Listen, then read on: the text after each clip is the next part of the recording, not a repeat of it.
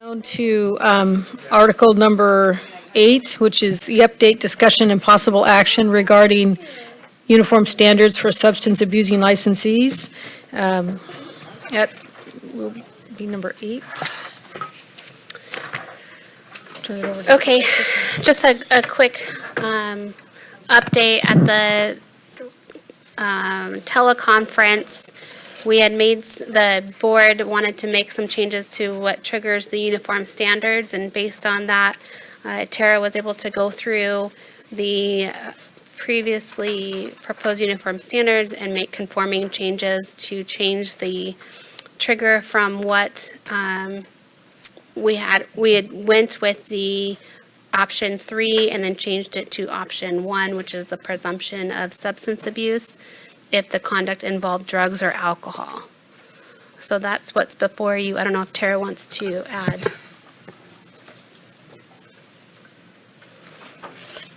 Could I ask a question while you're, yeah. So when I read this, and I'm on the first page of the proposed language, actually the first packet, I think there's 2 of proposed language, so which one do you want me to stay on?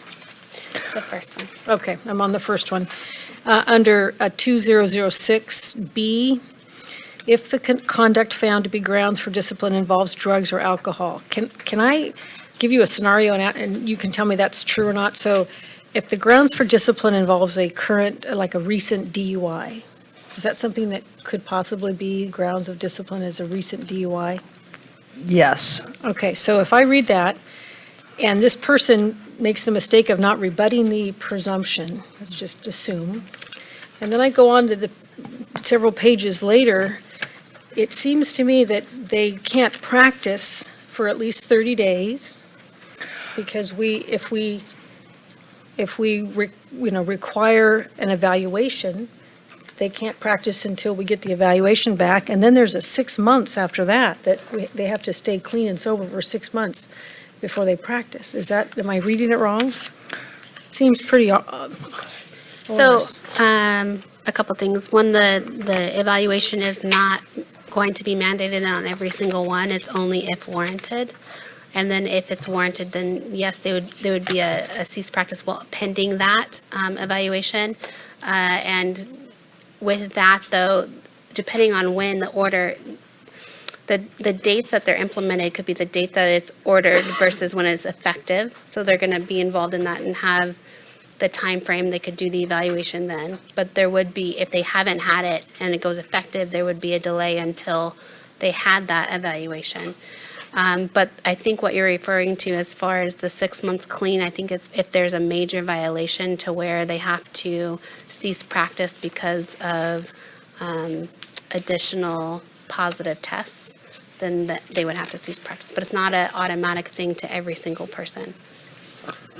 Well, I guess it seems to me to be pretty harsh, and I also, because it's not very clear what exactly constitutes a disciplinary action in this. I mean, So that's your typical accusation or statement of issues. So that's the formal discipline. And that goes through either stipulated settlement, where the individual agrees to be held by terms of the board. And the clinical diagnostic evaluation is under these guidelines going to be an optional condition that the board could add to the probationary terms. It doesn't have to be. But there are some terms that are required to be added, such as the drug testing and abstention from drugs and alcohol. So you get to determine, either through stipulated settlement or from reviewing a proposed decision that went through the hearing process, what terms are appropriate for each scenario. And that's important. It's a case-by-case basis. and the ALJ is also able to use these. Yes, yeah. So it's Yeah, just like so- our usual disciplinary guidelines, but these are uniform standards for drug and substance abuse situations. But substance, I guess, so if the licensee does not choose to have an assessment done, in other words, doesn't rebut it, then it looks to me as if they don't practice for 30 days. I mean, we have, very rarely have we ever No. penalized someone for 30 days, no practice. So that's only if the clinical diagnostic evaluation is ordered, and that's, again, an optional condition based upon your review Okay. of the situation for this particular licensee, if that's warranted. Okay, so we have And- not done that much either, that I can remember, having, we haven't Right, these mandated, are pretty major. Okay, I just needed to clarify. Yeah, and I also just want to stress that all of this information is based upon the medical board's uniform standards, and we did that to maintain uniformity between the regulations. That makes it easier for us to get these through OAL as we're required to do under the statute. But also, just to kind of create uniformity for defense counsel, for respondents, just so they are aware of, what all of the boards are doing. We're not trying to stray too far. We have made a few revisions based upon current probationary standards. We know that there are a few things in the medical board's uniform standards that aren't necessarily workable or, in our minds, completely mirror the uniform standards. So we've strayed in a few places, but we've got those justified in here. But yeah, I mean, the terms of these uniform standards are very strict, very strong. Well, again, I don't mean to belabor it, but one of the points of major violation is fails to undergo biologic testing when ordered, and we've seen that almost invariably, we have someone miss a test. So that means then we can actually order them to cease practice and and have a negative test for at least a month. Right, and that is the uniform standards from the Substance Abuse Committee. So we are adopting their language Okay. mostly in its entirety. There were a few places we needed to flesh it out a little bit because it was unclear. And I want to clarify too, in B where it says, if a licensee commits a major violation, the board will take one or more of the following.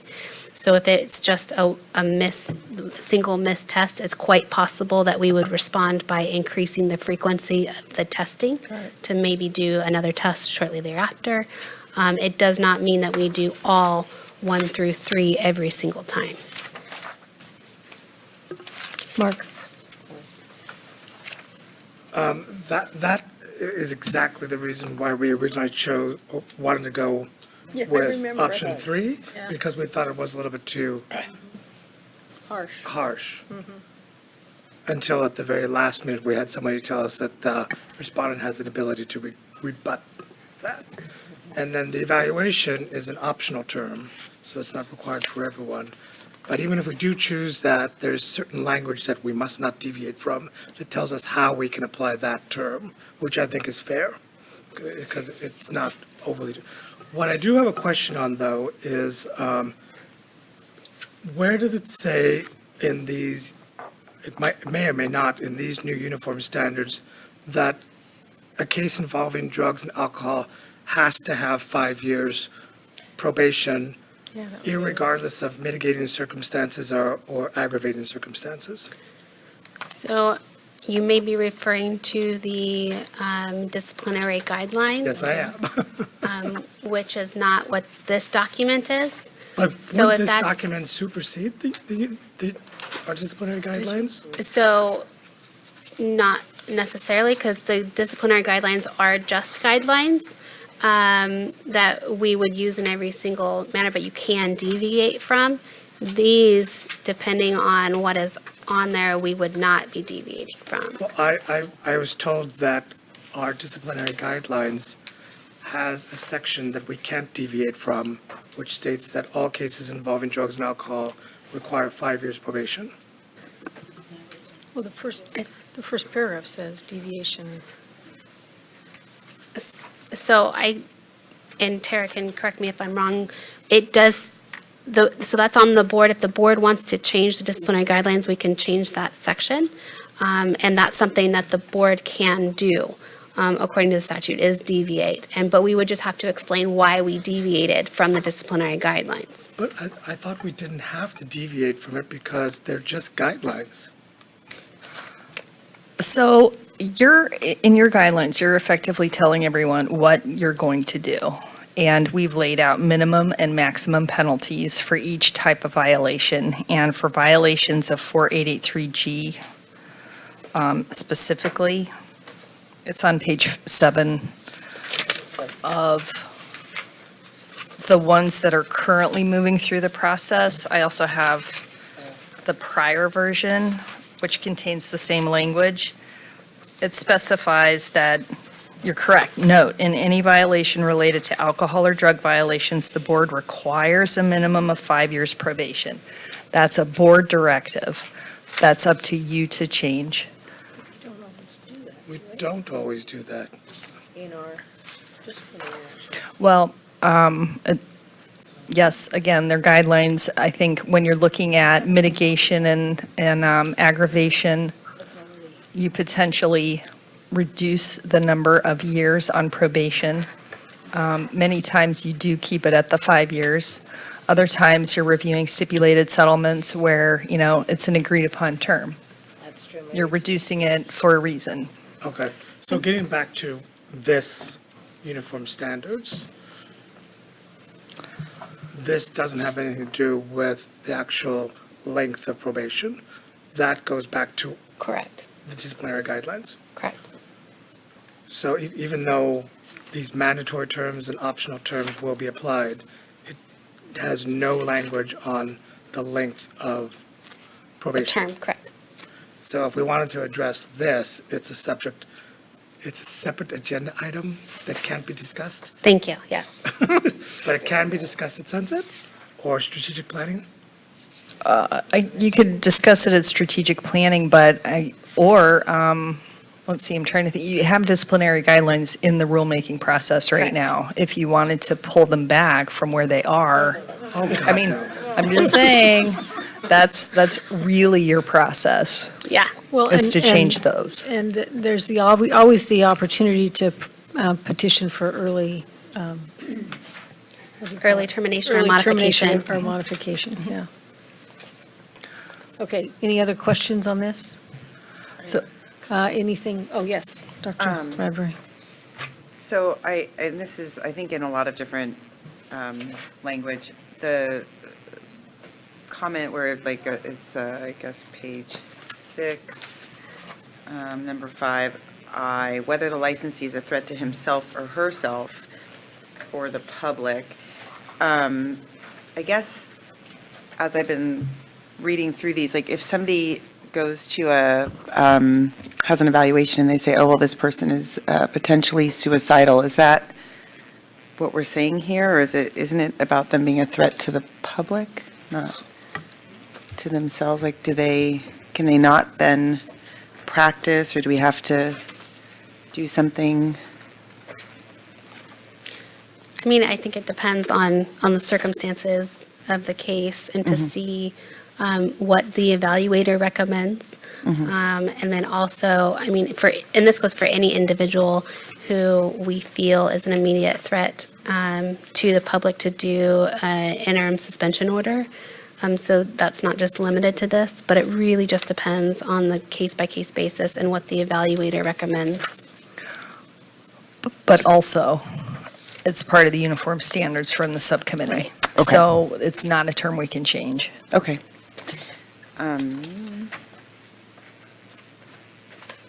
So I just wanted to kind of go quickly over the changes, just give you a broad overview of why this is different than before, or at least how it is.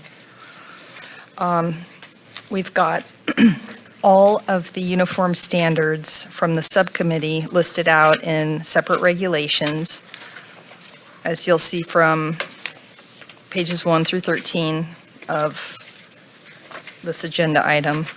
And then when you get into the uniform standards themselves, the booklet, we removed several of the regulations from the the guidelines themselves because they didn't really refer to the probationer. It really referred to either the testing site or things the board has to do. So it seemed like we were just kind of mucking up the uniform standards, so we removed those provisions that don't apply directly to the probationer, and just those are in the regulations themselves. So you'll see that there are some regulations that are listed in the guidelines and some aren't.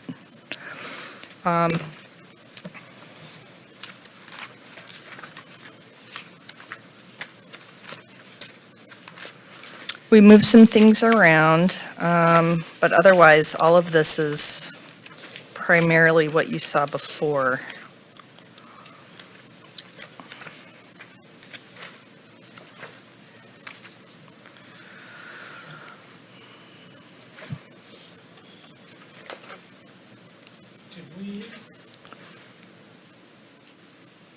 Remember there was the issue about a respondent's ability to rebut, and there was a discussion about possibly making that clear in the language. Was that change made or no?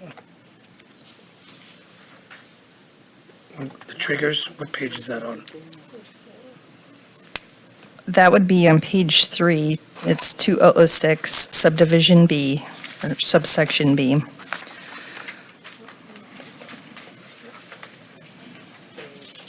first set or the second set? No, the first set.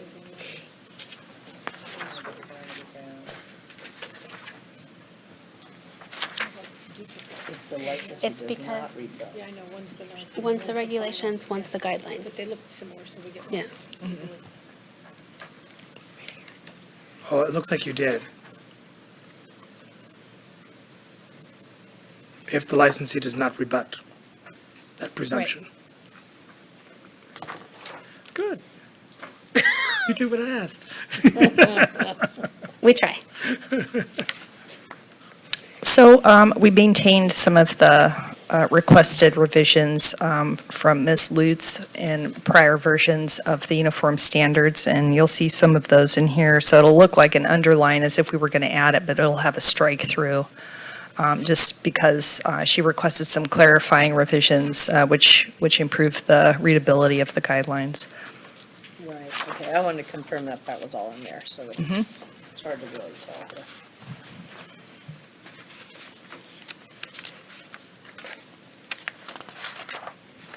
So at this point, do we need a motion? You would, but I would also recommend that have public comment on it. But first, we before. have don't You we could- first you have a could- motion and then I would? So this is one that will require the 45-day notice motion language. Does the public want to comment prior to the motion? Sure, okay. I always thought it was- Oh, okay. Bonnie Lutz. Okay, well, thank you for making the changes that you did made. I have a couple of other suggestions. Sorry. Okay, well, just to make it clear, again, I end up with a lot of the substance abusing licensees, so I end up with a lot of these cases. And I need to make sure that this is really clear to them and to me going forward. So my first thing is, as far as the rebut. A rebuttable presumption in law is a very specific, again, a term of art, and I don't really think that's what we're talking about here. Because in an administrative hearing, the burden of proof is on you. The burden of proof is on the board, and you have to prove all your causes for discipline by clear and convincing evidence to a reasonable certainty. By saying, the way you've got the language in here saying that let me get to where I was.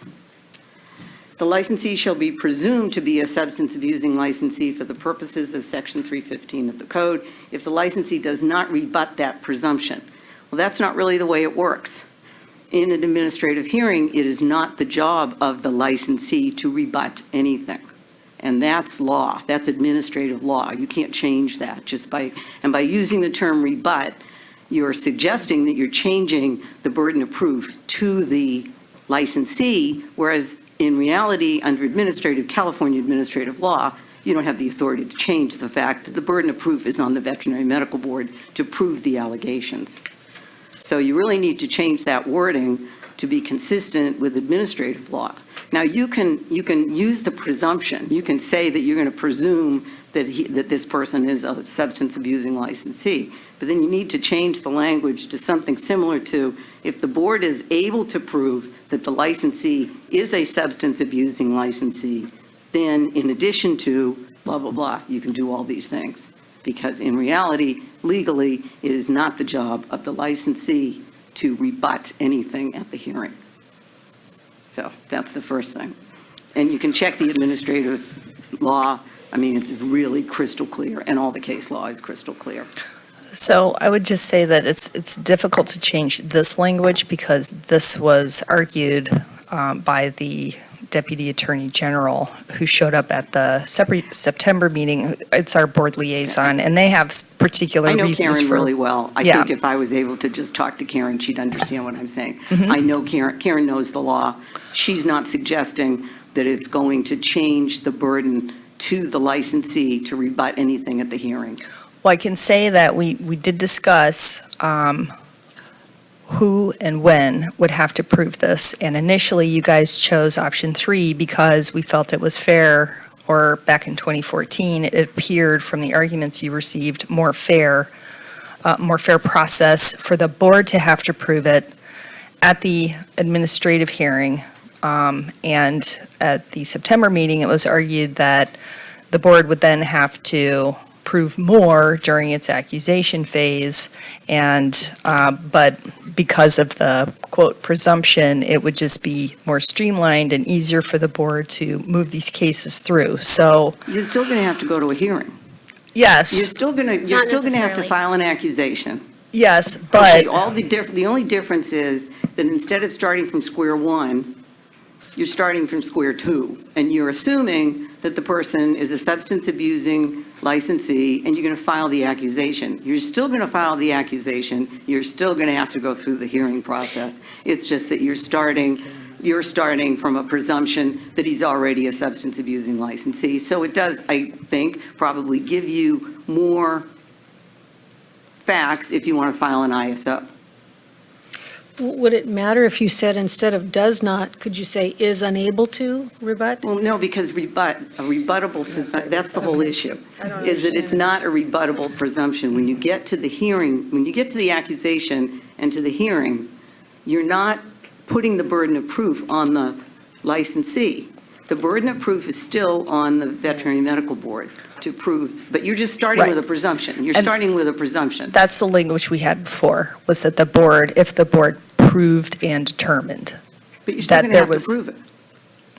But that's not what this language says, and that's not what was argued by the DAG. Okay, And well, I'm going to call Karen. 'cause I Yeah. just don't believe No, it. Karen I knows better. I agree with your assessment. I'm just saying, I am not comfortable with changing this language until we hear from the AG's office. Yeah, well, then talk to Karen, because, I mean, at the time that you file that accusation, my position is going to be, my client doesn't have to prove anything. You have to prove it. Dr. Nunez? I'd like to rebut Bonnie's point there. The burden of proof is on us, not the respondent. Does that only apply when they go to hearing? Yes. Because this option for rebuttal is being given before the hearing. So can we ask the Can you hear the microphone? Because then they have no ability. Can you speak into the microphone? Doesn't the respondent have the ability to rebut because they're not at hearing yet? So, There's no So ability to pre-hearing. rebut anything once you file, like, you file the accusation, we have no ability to do anything but go to the So- hearing. The burden of that's proof not true. starts with the accusation, or the burden of okay. proof start with the hearing? okay, hold on. A couple things to clarify.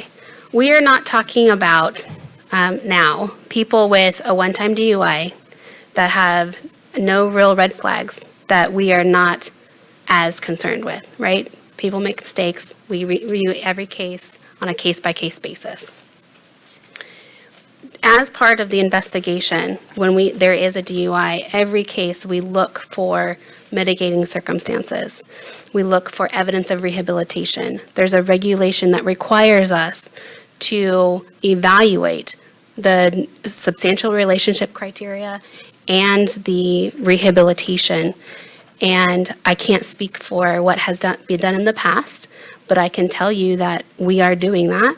And that would be something that we would be considering before we even file an accusation. The accusation. Before we even file it. If after that, we still decide this needs to have formal discipline, then we can file the accusation. Even at that time, they can supply additional evidence of mitigation to decide where we go from here. Then we could settle, and we could add the uniform standards at that point. It could go to a hearing, and an ALJ can determine whether or not the licensee was able to rebut that presumption. And even after, if an ALJ did say that, yes, this is a substance abusing licensee, then this board would be able, if they believed that there's not a substance abusing licensee and that the licensee did successfully rebut it, you could non-adopt that decision. There's a lot of opportunities in the process to make sure that the people who are being disciplined for the right reasons and to protect consumers. So, but this does not mean every single case is going to hearing. So my question is to Tara, can we use this language? Does it have to be removed? I would, Model language. I would say that Ms. Lutz has raised a very important question about this language, and I believe that you need to hear from the AG's office, who convinced the board members this was the appropriate approach. Because she did specifically use that word, the respondent has an ability to rebut. They absolutely do, in this language, have the ability to rebut. Right, the My problem, question the is, problem when is. does the licensee have the opportunity to do rebut? such.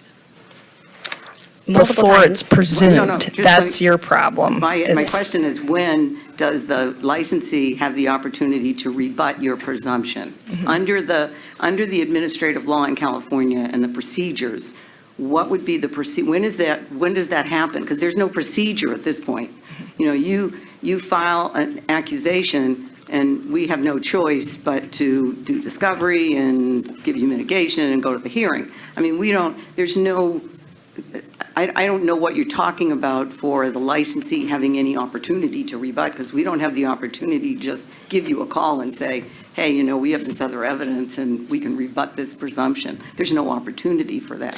So when we file the accusation, and you would have an opportunity to provide the mitigating circumstances, and we might decide that that it's been rebutted, and we would put it in the AG would put it in the memo that we believe it's successfully rebutted. Okay, so that's the Then- same thing we do now.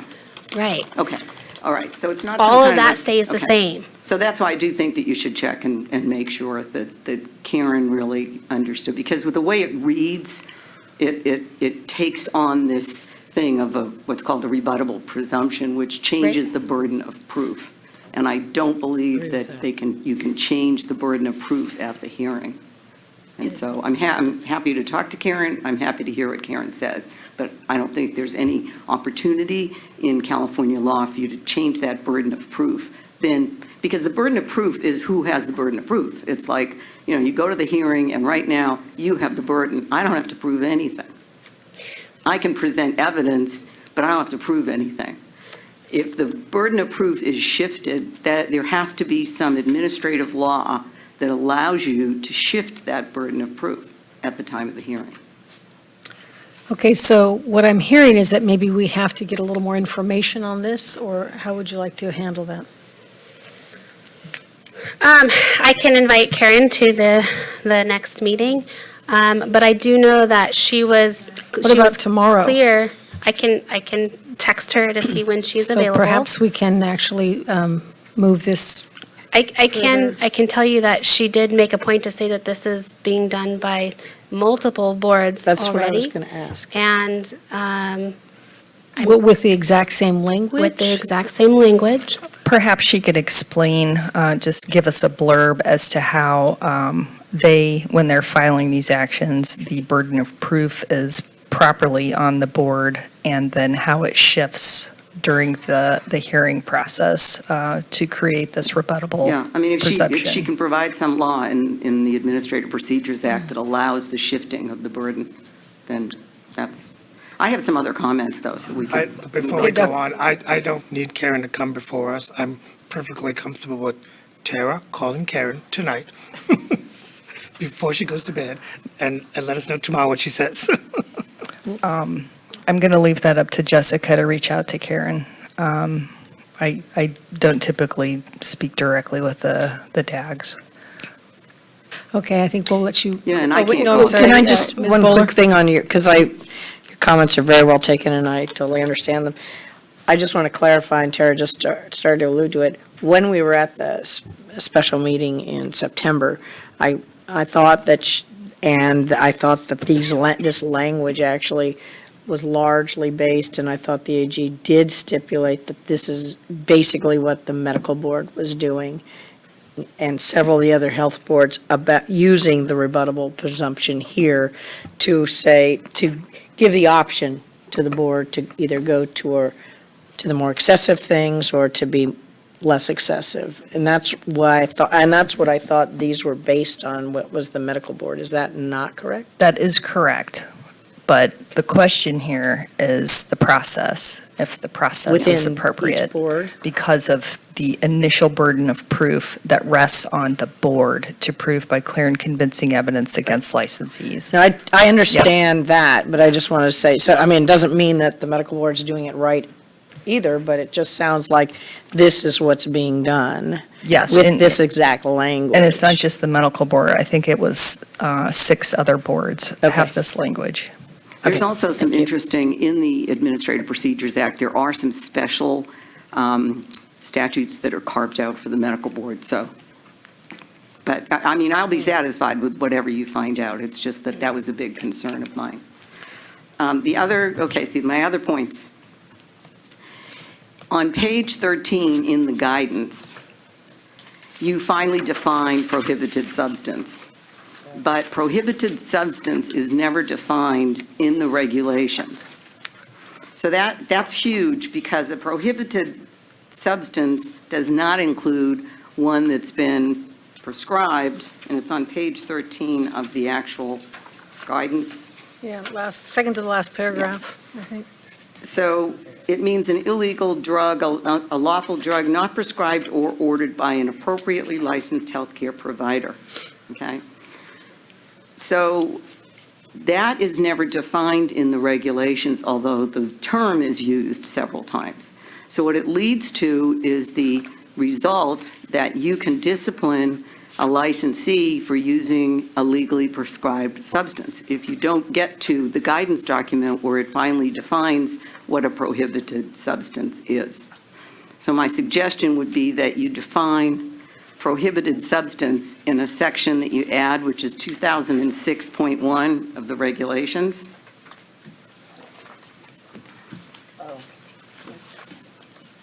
That you have 2006, and then you add a 2006.1, and define prohibited substance the same as you defined it on page 13, second to the last paragraph in the guidance document, so that it's clear. And I'm sorry, I'm rudely interrupting. But I want to go back to the trigger language, because we do benefit from having the now former medical board director here, and who can clarify the language and how it works for the medical board. So I would like to introduce our new DCA director, Kim Kirkmeyer.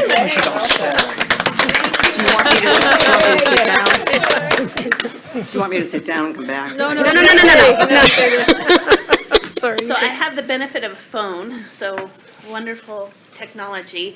So I wanted to let you know what our law actually says. We don't have that rebuttal section in there, so we are actually more stringent, I think, than probably what that language is that you all have in what you're proposing. And ours actually says that the licensee is to be disciplined for unprofessional conduct involving the use of illegal drugs, the abuse of drugs or under alcohol, or the use of another prohibited substance as defined herein, the licensee shall be presumed to be a substance abusing licensee for the purposes of Section 315 of the code. So we don't actually have that if the licensee does not rebut that presumption. We just have, if you have those, you are presumed to be a substance abusing licensee. And so ours is very, actually doesn't have that section in there, but I think it's a little bit more stringent actually than right now what you all have. And how long have you had those for medical board?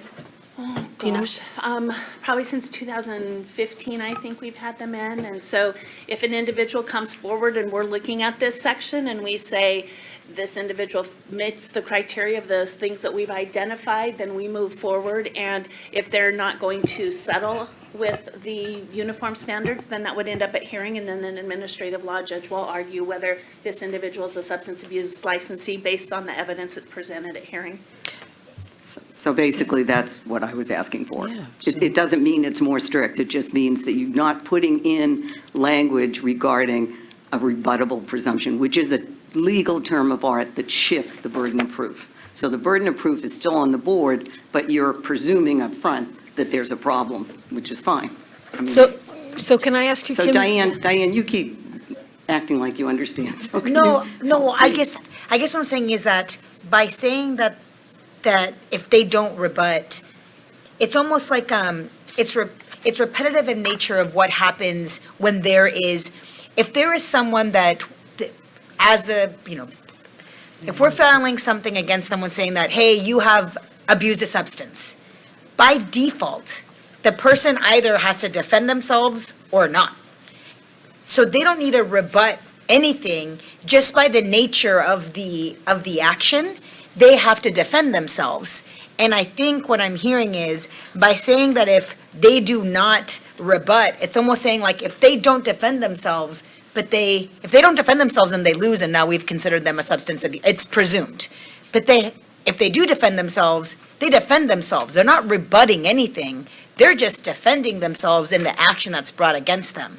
So by saying if they don't rebut the presumption, it's unnecessary because they either defend themselves or not. They're either going to rebut by defending.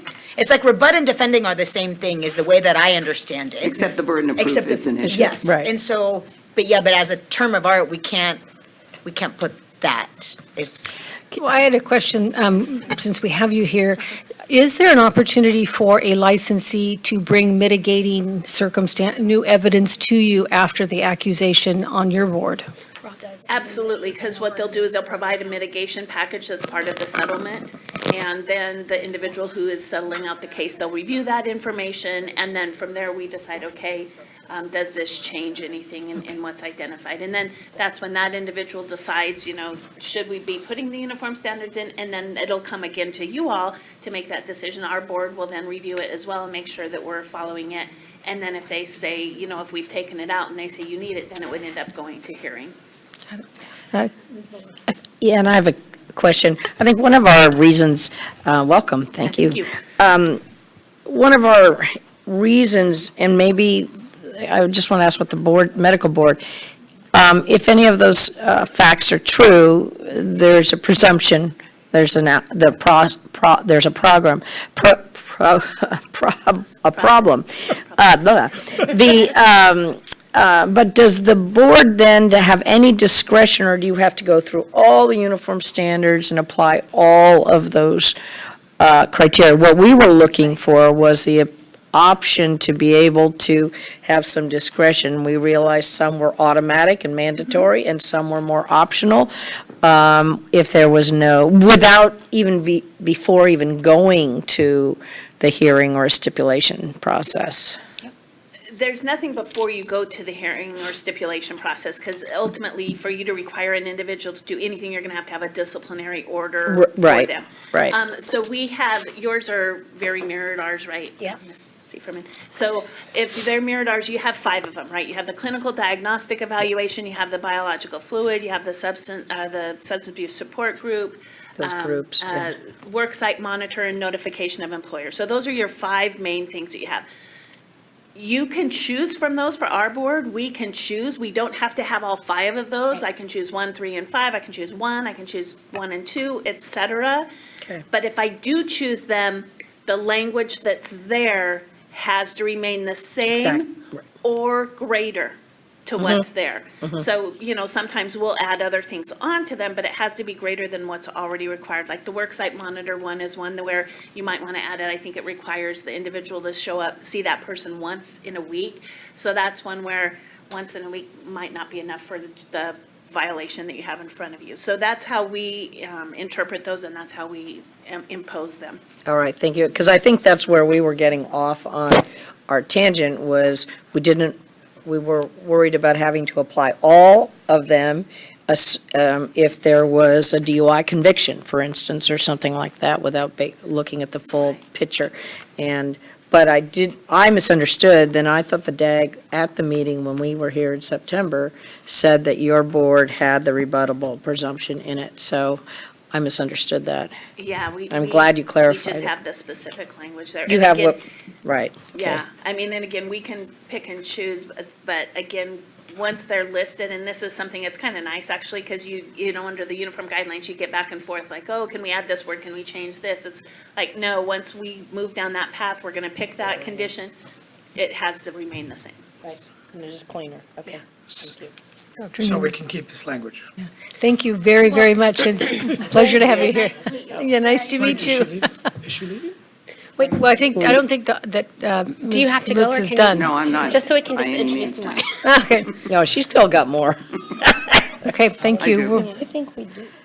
Okay, well then, as I said, it would be really helpful if you define prohibited substance up front. So right now, if you look at on your screen, our remarkable attorney is actually making the changes right from medical board's language.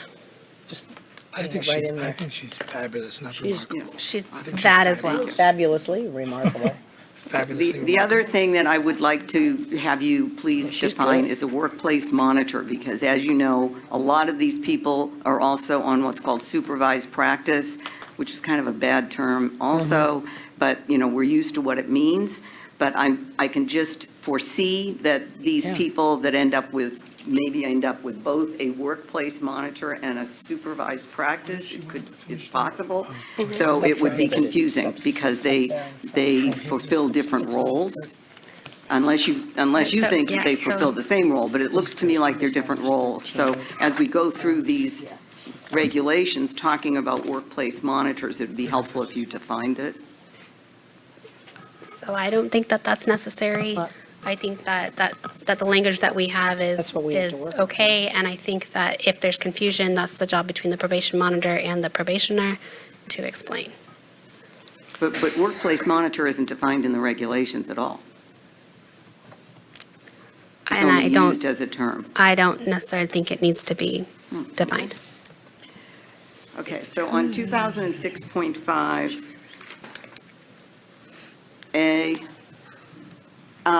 how are you going to determine whether a person is under the influence, is treating a patient or patients while under the influence of a prohibited substance?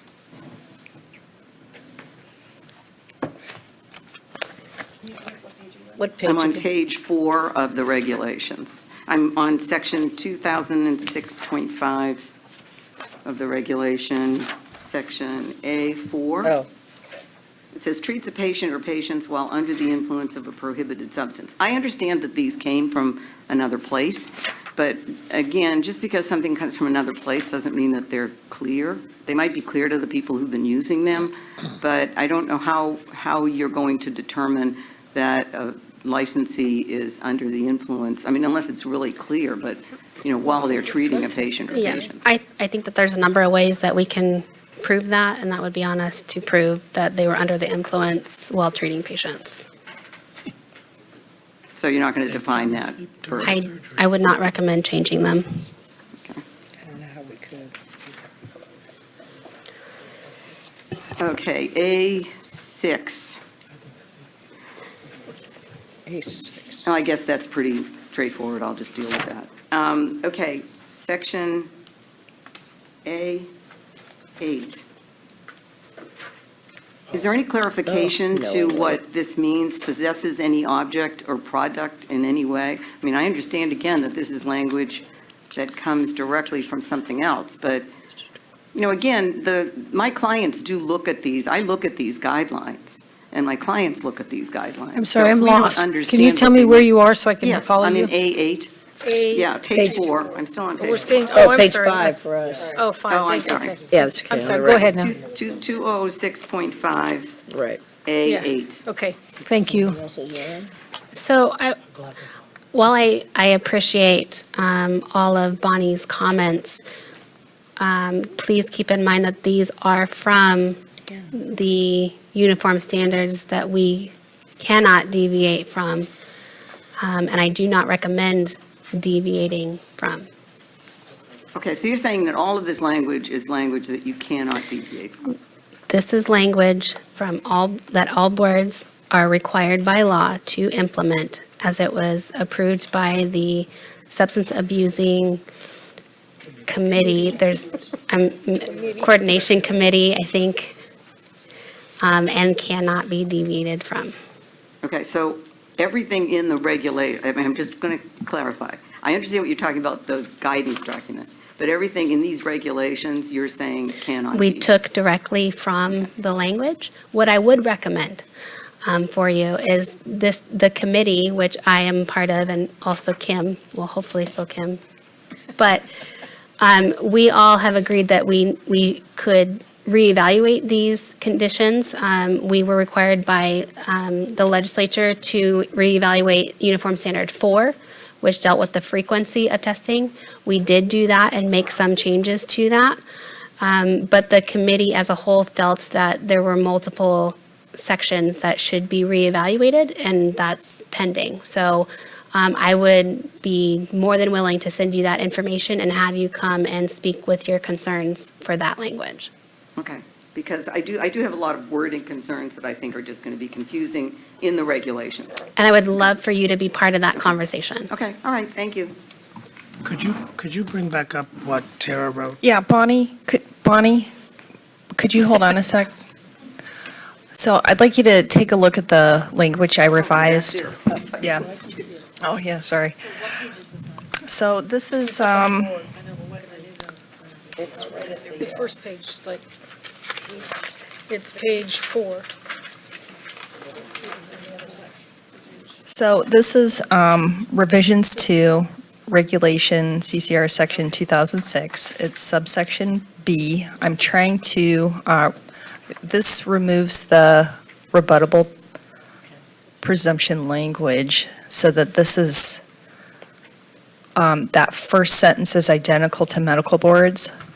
And then I've added the definition of prohibited substance. Great, thank you. And that is the same as what's in the uniform standards. Administer to himself or on himself? I'm going to kill you. Okay, that, I mean. Is it The better? language that you added is perfect, yeah. It defines prohibited substance, and it makes clear that we're not dealing with, It Changing the removes the burden of proof. rebuttable, yeah, cool, And it tracks the medical board, it looks like, from what? yeah. And thank you, Kim. Thank you. Thank you. And thank you, Bonnie. Thank you both. Okay, so did we not agree upon the rebuttal part? Is that still, Rebuts is out. It's out. it's out? You can rebut it later. Okay, Where are we? Let's go. so so then, can we adopt this? Can we Please vote? do. Can we hear a motion? The subcommittee jointly would like to make the motion. Excellent. Okay, can I read the Excellent. motion? As amended. Yes, please. I second it. Well, Tara has to read it. Read Let's it. go ahead and read it. Okay, so the motion is to approve the proposed regulatory changes as modified today. Direct the executive officer to take all steps necessary to initiate the rulemaking process.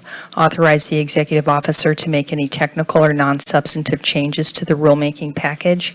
Notice the proposed text for a 45-day comment period, and if no adverse comments are received during the 45-day comment period, and no hearing is requested, adopt the proposed regulatory changes as modified. Okay, we have entertained a motion, a joint motion. Do we have a joint second? I second it. Okay, call for the vote. Can we have public comment? Oh, Yeah. I'm sorry, I thought I missed that every time. Any more public comment? Thank you. Ms. Bowler, Kathy? Oh, yes. Dr. Bradbury, Yes. Ms. Laredo, Yes. Dr. Nunez, Yes. Ms. Prado, Yes. Dr. Waterhouse, Yes. Dr. Noland. Motion carries. Finally, I'm working on these since 2012. Can you go back to disciplinary guidelines? So if you guys don't mind, I would like to invite our new DCA director back up here. Yes. We're thrilled that she's here. And we need to take a group picture with her. Yeah. Before she leaves. And I do need to mention, and I know I've said before, but I have been with DCA for 11 years. She is our 6th director, and we could not be in better hands right now. I have not been more excited for DCA than I am right now.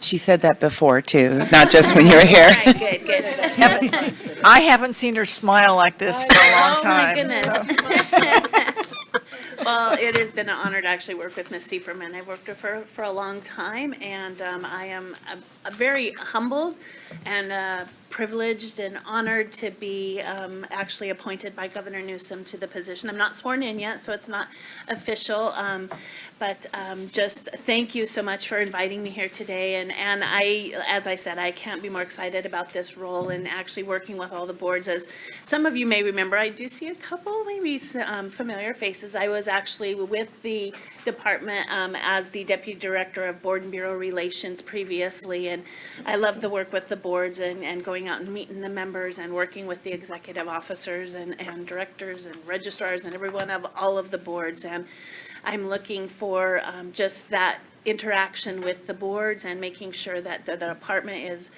really making sure that they're providing the client services that are needed to help the boards really meet that mandate of consumer protection. And so I couldn't be more excited about this start. I don't have a date yet, so that will be coming up in the future. And even working with agency and just making sure that there's communication all the way around is kind of one of my goals. And so I'm very honored to be here today. So I know you and Jessica are familiar, but so the rest of us can get to know you. Do you have any pets? So that's a really hard one for me to talk about because I actually, so all of you know the sunset review process. So the first time I was really involved as the Deputy Director of the Medical Board in the sunset review, I lost my father. And the second time I went through sunset review, I lost my best friend, who was my dog. And so George Bailey, he had a little ear problem, and we found him in our backyard as we were watching It's a Wonderful Life, and he was my best friend, and he had personality like I've never seen in any animal, almost in any human. And so, yes, I had a dog, but right now I have Clarence, so his counterpart, a cat, who we actually told Clarence, who joined the family too, by walking into the backyard and decided he was going to stay. I told him that, he had to get along with George, or otherwise they weren't going to make it. And after that, they seemed to get along just fine. So, yes, pet lover. Yes, I know. That's so cute. It's an open-ended question. Okay. The Attorney General's office. That is a huge topic. What would you like to talk about? The cost. The cost. The cost. Yes, I think everybody, in my role as the executive director of the medical board, it really pushed us even probably maybe more so than your board, in that we actually ended up, we're gonna be very tight with our fees, with our expenditures, because this will push us into a need for a fee increase. And we understand they haven't been done for a long time. We weren't happy as, probably Well, several individuals. Let me narrow it down. Yeah. We are, of course, mandated to deal with complaints that are made before us. But the process that we have to do to address those complaints is getting increasingly expensive and inefficient and wasteful, some may say. The only proposed solution to that problem has been to raise fees. However, I feel that there's another aspect, which is reduce expenses. How can that be accomplished? Well, it would be obviously with meeting with the Attorney General's office and talking to them about that. That's really the only way we're gonna, discuss that. I can tell you though that, that went through their fee change and everything did go through the Department of Finance, who have reviewed, their increase and, have authorized that to go forward. And so that's But kind of. it's not just about reducing the fees they charge us, Right. it's about maybe evaluating the whole process. Well, and I don't know what you all do for looking at the Attorney General's fees. Yes, we're off topic. We're off yes. topic, yeah, that's. Oh, yes. Yeah.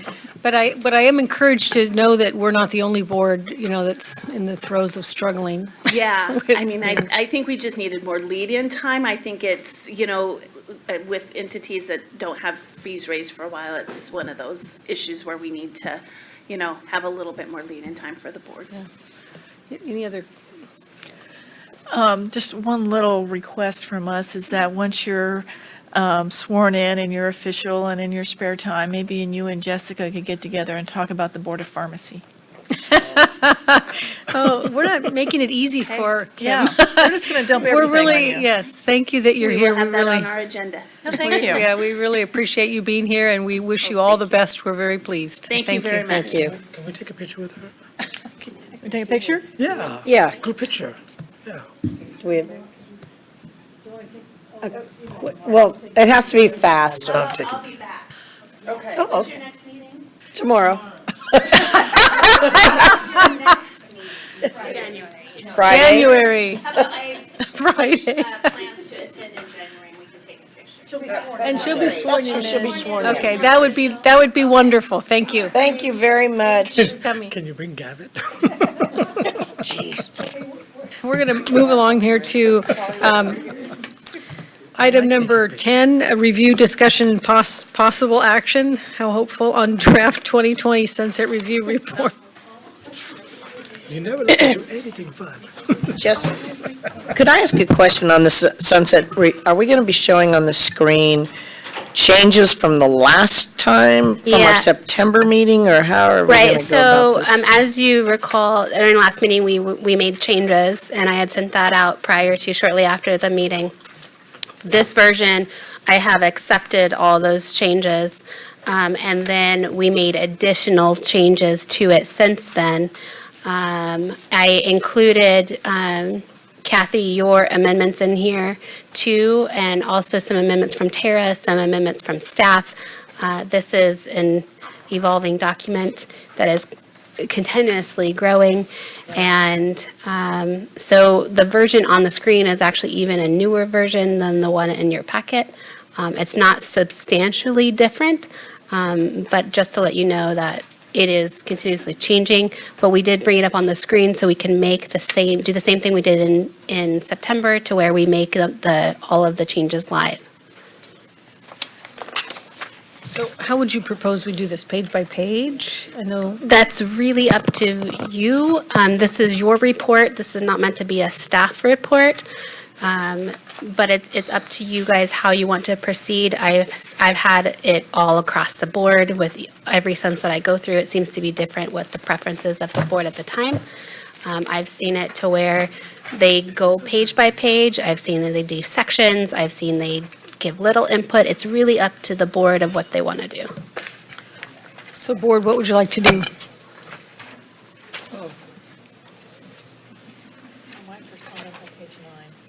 My first comment's on page 3, but anybody So we have a could just comment go on by page comments?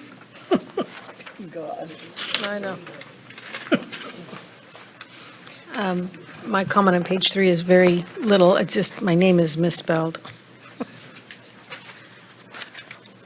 There's a Y in it. Yeah, well, it's not important, but, okay. Before we start, could I ask a question again? The final deadline for the final submitted product is what date? December 2nd, Okay. which I believe is actually a Sunday. And So, you're still compiling data for some of those requests that the legislature gave us, like ask us to Right. aggregate data for the last 4 years on certain things, which Yes. I find totally unnecessary and sort of excessive to staff time.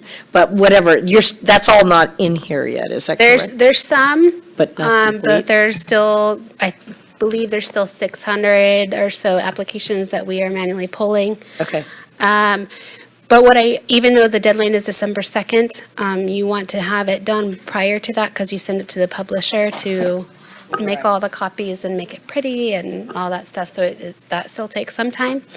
I think that the board had planned to have a teleconference November 21st on my birthday to approve these. But we may want to consider having one sooner than that, depending on how far we get on this today. the 21st. November 21st. Was, okay, we already scheduled that? Oh, It was listed as a potential Okay. in board meeting packets as a teleconference. Okay, thank you, I just wanted to. find out. But we can do earlier than that, which we may want to do. But I would, for the sake of time, I would ask not to focus on maybe minor grammatical or spelling errors, because we will, once the board adopts it, we'll go through it even again for grammatical spelling errors. I can't promise this is going to be absolutely 100% perfect, but we're going to do our best to catch those. Is there time? Okay. Okay, next comment, page 9, I think. Yes, go ahead. Number 12, do you think we should state in there that this has a delayed implementation, to have the serial numbers on the prescription pads? They delayed that implementation of that bill because nobody could get them that fast. Yeah, we can clarify that. I mean, as soon as that bill passed, I ordered mine. That was how many months ago? I still haven't gotten them. And there may be other subtle implementation changes, but the legislature would know about those since they made them presumably. Well, and I think that if you're talking about clarifying the implementation date for the prescription pads, you would want to list instead the bill that delays Clarify. the implementation Okay. date. We can do that. Thank you. 149. If you just make a note that we'll add 149 onto it. AB 149. Thanks, Dr. Miller. So along that, anything else on page 9, or I'm on page 11? So along that same line, I was wondering if, I know this is talking about number 14, about the cholera 2215. Do you want to mention that that it says the bill requires the board to adopt guidelines? Do you want to mention that we've approved them, or, that they're in the process now? Is that premature? So this section is specifically about what statutes went into play. We could, Not about what we've done to address it? not about what we've done, but it doesn't hurt we can add a line about that we've adopted them. It just might, because sometimes when you're reading a large packet like this, you pay Yeah. a lot more attention to the first few pages than you do, so it might be. It might. To keep this clean, I would recommend that if you wanted to let them know about the guidelines that you've just done to respond to AB 2215, you put that in the regulatory section. Okay. I think it is there already. Regulations form? Yeah, I mean, if you want it in there, we could just say, although not a regulatory package, the board is complying with AB 2215 and has promulgated discussion guidelines. Just, to toss it in there, but I think it's cleaner that way to keep the statutes separate from the work the board has done on I our. guess it's similar to what we're doing with the 1753 bill. It's kind of making sure we tell a story as we go as well. It doesn't hurt if we clarify down the road when we get to the new regulatory packages, but it's telling a story. So just a mention of it makes sense to me, but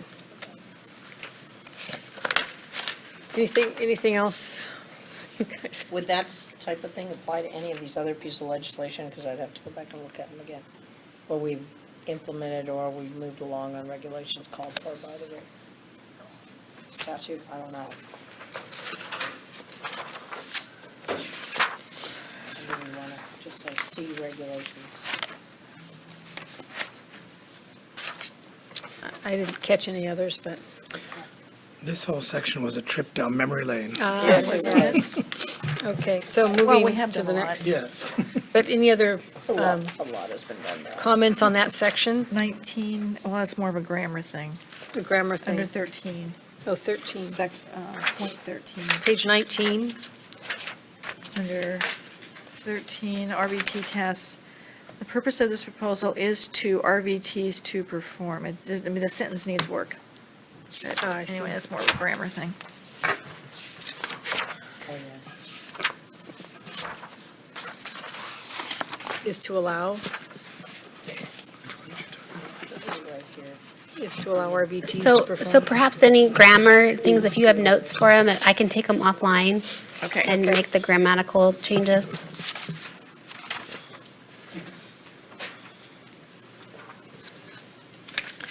So anything else? I'm on page 21 now. Anybody else have anything before 21? Page 21?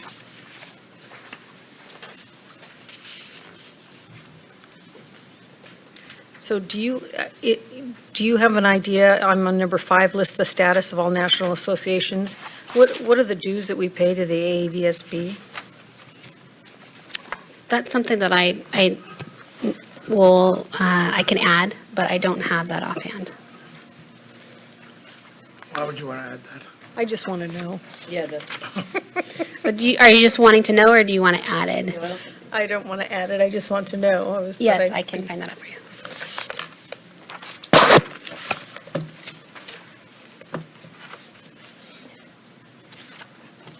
on the number 4, the major studies, I can't remember, the practice survey, What page are you on, I'm sorry? number 4, describe any major studies Oh, I'm sorry, yes. on page 21. But that's done automatically, right, by, what is the name of the OPE, no, CP, whatever. Are you talking about the occupational analysis? Yeah, I'm sorry, occupational analysis. Is that, should we do, that's not something we actually do, so we don't put it in here in the survey? Well, I don't think that that's part of the major studies that they're trying to get at, but it's later on in the examination sections that we mentioned the occupational analysis that's done.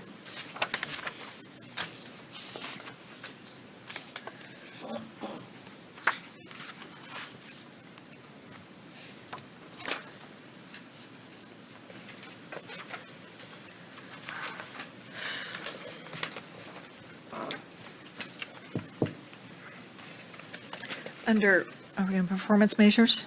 Yes, I think we I are. think, and I don't know how much work this would be, but to put these under by yearly stats instead of quarterly?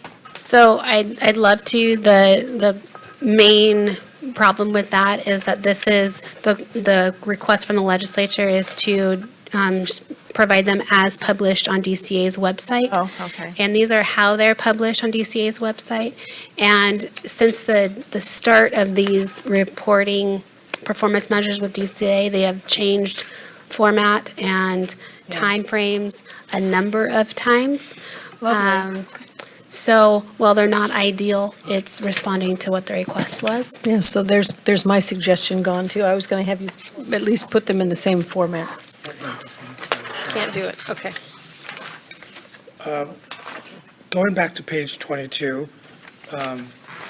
would it be helpful, because at the last meeting we went to, those 4 representatives, would it be helpful to let them know that they were funded and that we're not using our funds to do that? Yeah, I can make a note in here that that's funded by the So AEBSB. they don't think of us as being extravagant? Yes, I can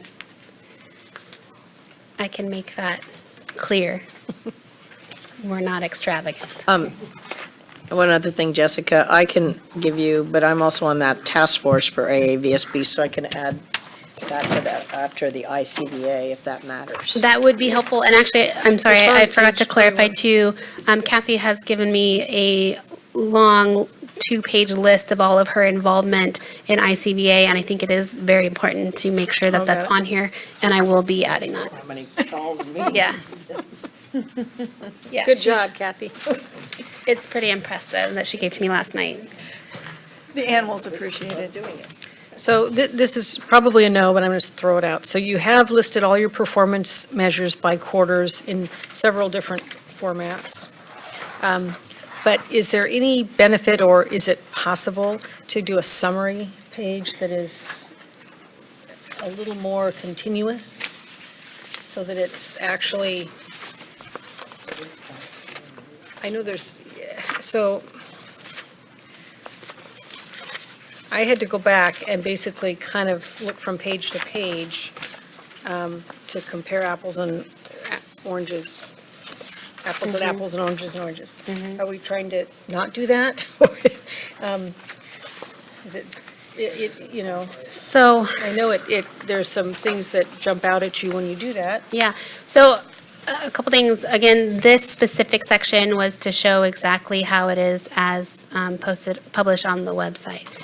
But if we want to do some analysis on enforcement, that's where we go to the enforcement section, and could refer back to performance measures and things that we're doing, and talk about timeframes and that. So if I were a member of the legislature and I was trying to go through this packet, I would probably be a little bit annoyed with the inability to kind of compare everything. So is that not what they So- do with this? Are they No, used so- to it being very, you know? Yeah, so what they actually do with this report, once we turn it into the committee in December, then the committee staff goes through the whole report and writes up their report to the whole committee that they Got it. then review. Okay, that makes total sense. Thank you. Okay. Never read it all. I guess not. Okay, People sorry. that do that. The committee Silly staff, me. the committee staff are pretty dang awesome. Okay, thank you. I appreciate it.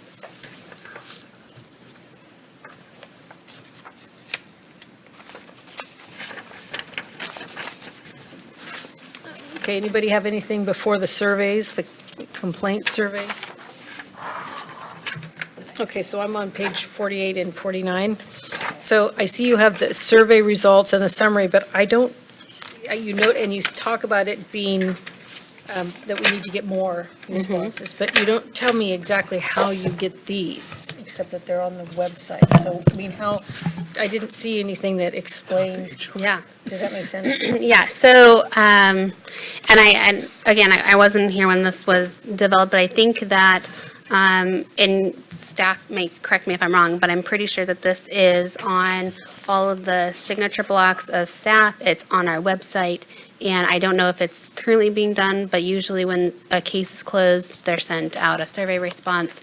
I think that there's a number of things that we can do to get this survey out and get a better response rate that I think we need to look at. However, I would actually like to completely redo the surveys and have them more specific to the types of services that they're receiving. So if, for example, the person is calling to talk to licensing, or if they have a question about legislation, or if they have a concern or comments regarding enforcement, they have tailored surveys to each section, so it would be more helpful for us to identify where we can improve.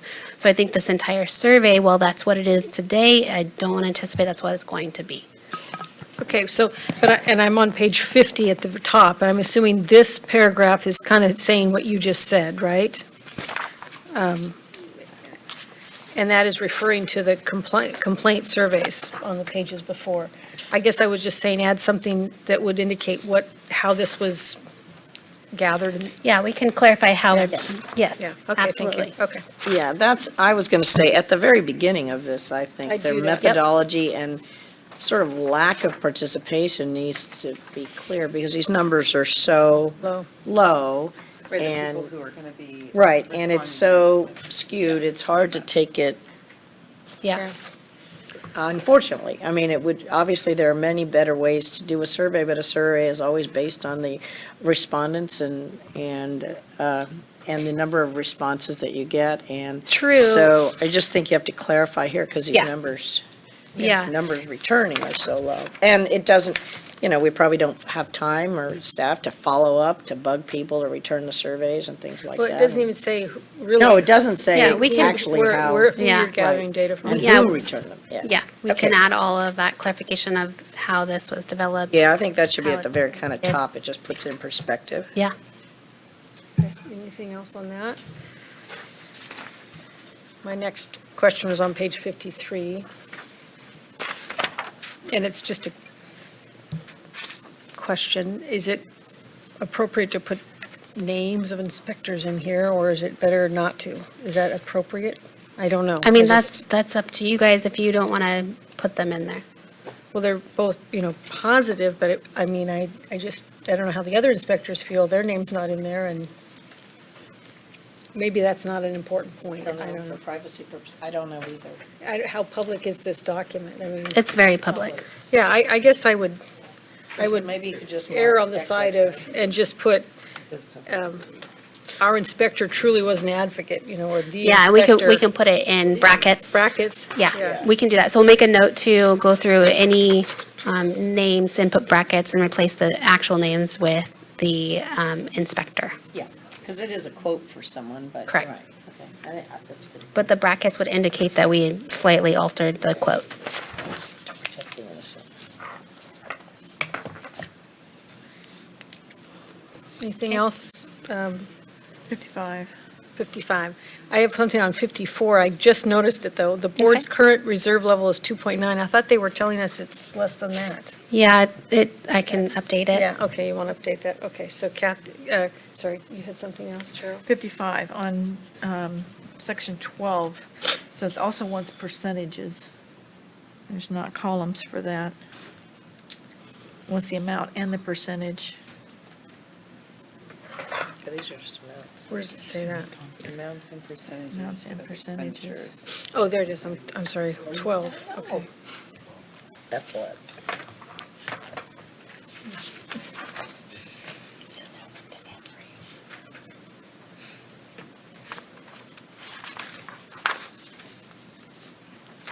It's funny, it says describe it, but then it says use this particular program to do it. Yeah, so that's a little awkward, So maybe you okay. have to use words to describe the percentages. Yeah, we Yeah, can- maybe words, okay, that's a good Stick them in idea. the same column, I don't know. Percentages. We can add a pie chart too about percentages. That's usually Okay. understood more quickly. So I hate to be a bother, but on page 56, from 2009-10 to 16-17, we've contributed almost $800,000 to the Breeze. Yeah. There's our fundraising, there's our, I would just make the comment that we are going to do a better job of utilizing Breeze to its full potential. good, that would be good. Look at the Breeze costs are ridiculous. I don't think we anticipated that either. At least when I remember 3 or 4 years ago, we weren't anticipating it would be that expensive. So as someone who recently testified in front of the legislature specifically on Breeze, I can tell you that no one anticipated that. Okay, so we weren't alone, okay. know what? No one anticipated it costing this much. And the legislature is very much aware of this. Because I remember back here, they were thinking it would be 150, and it's like, went right past that. Yeah. Okay, where are we? Anybody have a comment after page 56? Actually, can I go back to 56 for a second? Sure, sure. Would it be worthwhile up here, and I'm not even sure if we had that, did we have an estimate expenditure cost for Breeze at the beginning? So far, we've contributed between these periods of time, $799. Is there something to say that we had anticipated spending $400,000, or, I don't know, back It in our might be days in- of those it might be in budgets, we notes. could, Yeah. look at those old budgets, because then you would see the great, Sure, we can I'm not sure. add what was anticipated and what the actual cost is. okay, thank you, sorry. I mean, it doesn't matter, it's spent. By the way, we're open to public comment on this too as we go along. If you have any of the public wants to comment, feel free.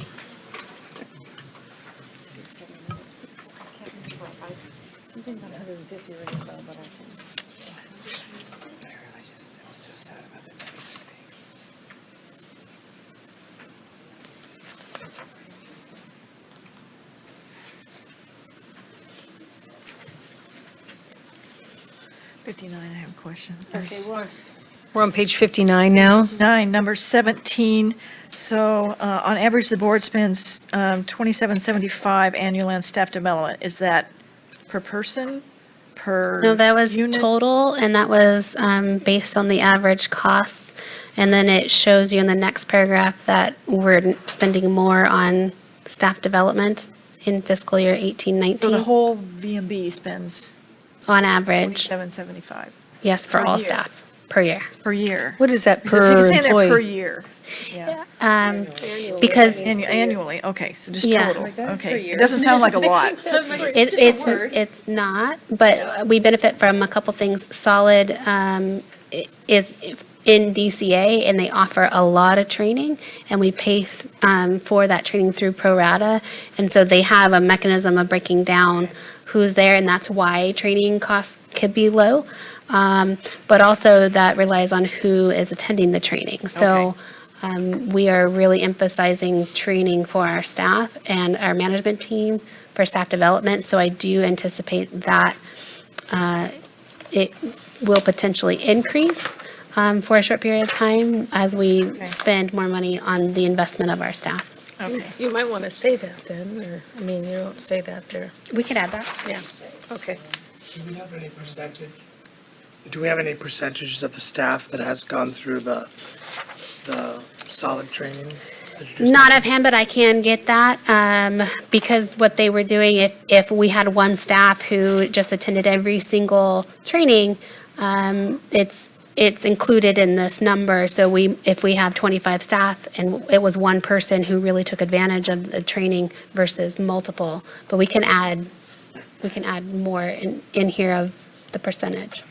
Yeah, Would that add number be a add more favorable data. number? I'm not positive for prior years, but we could put that. But for current years, it's favorable? I believe it would be more favorable. Good. Although it's with the staff turnover, it's really It still could be favorable. relative.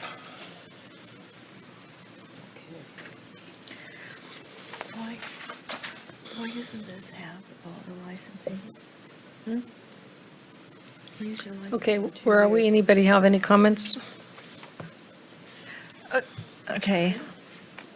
I must be missing something, but on, so page 61, item 20, under renewals, since we have licenses that last for 2 years and we renew every 2 years, why isn't the number of renewals half of the total licensee population? Well, I'm pulling it up.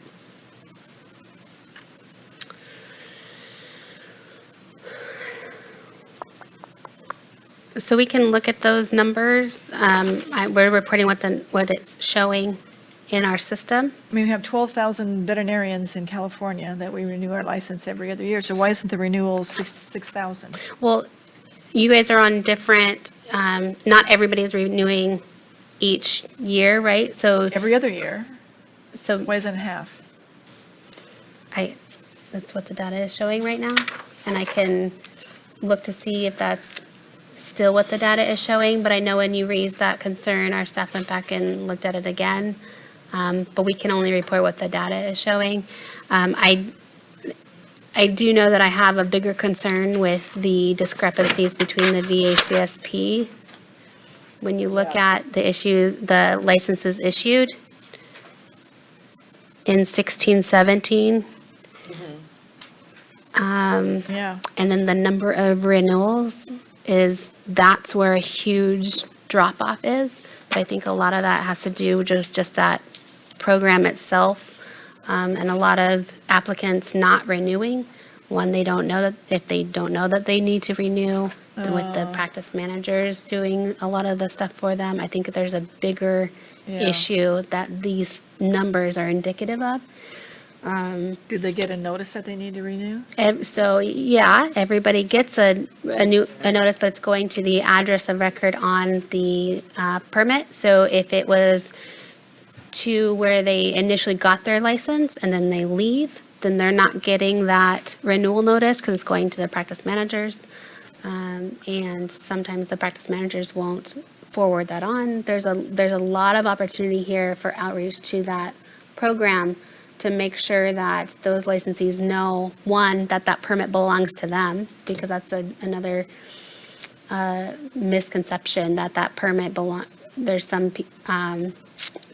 premises practice managers who thinks that that permit belongs to them and not to the individuals. So there's just a lot of opportunity to improve outreach to this, but I think as far as the data goes, it's accurate in that that's what's being captured.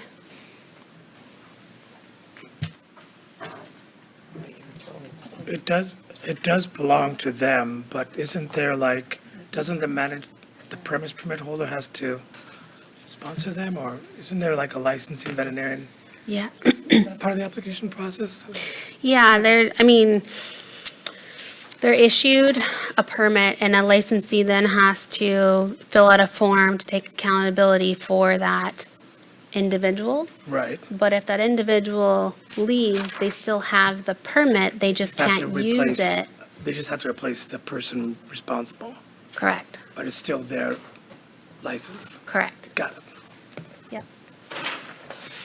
So on those, how are they not expired, like it has down here, inactive, expired, retired? If they aren't being renewed, aren't they by definition inactive, expired, retired? So are they, you know what I mean? So I'm at table 6, at the bottom right corner, where it says the veterinary assistant controlled substance permit active, and then inactive, expired. If we have all of those, but nobody's renewing them because of these numbers, the rest of them would be inactive. I guess, how do we track those? So it is saying the VACSPs have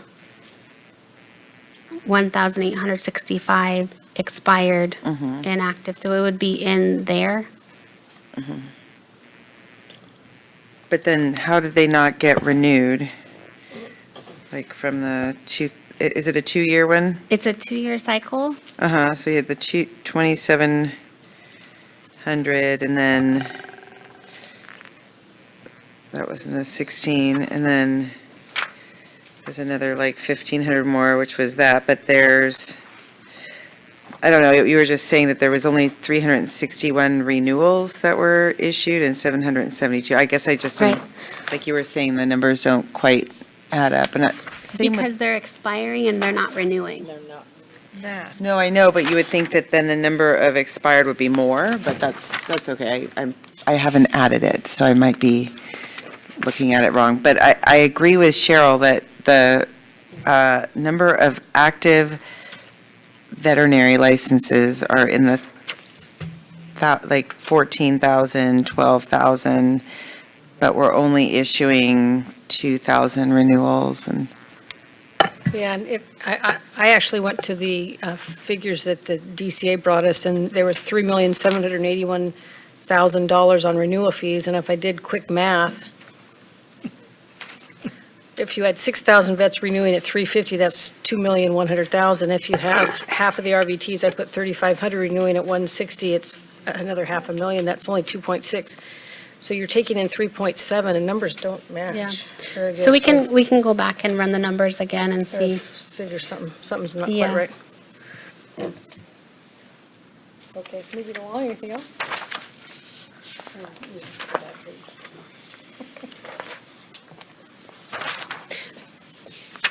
Page 64, 65. I'm sorry, I do want to back up because I did add, since the last packet went up, in 18, we added a little more to directly respond to the question.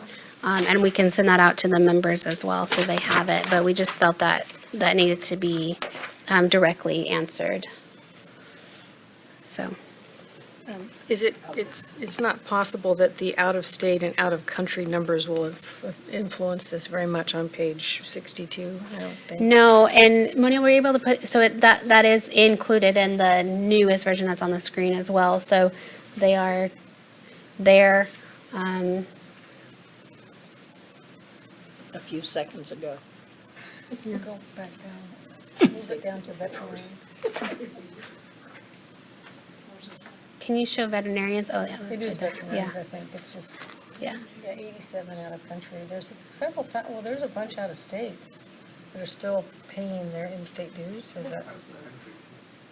There's out of state and out of country, yeah, so they would still be paying, and Yeah. they have active licenses, so they would be captured in that bucket. Yeah, once you get a California license, you keep it. Yeah, don't. Don't ever drop it, yeah. That might Always change been my my figures, it advice. still doesn't add up, though. Okay. Okay, 21.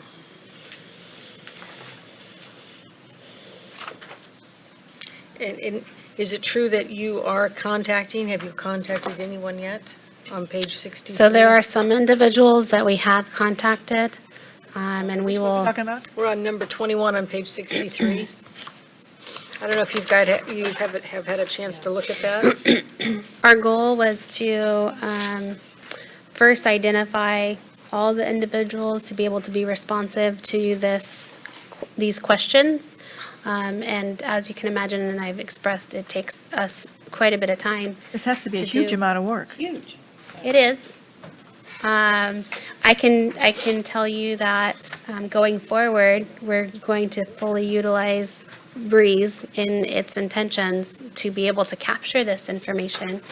Because we didn't use it. And it would be, I can tell you, just less because of the way that these are being evaluated.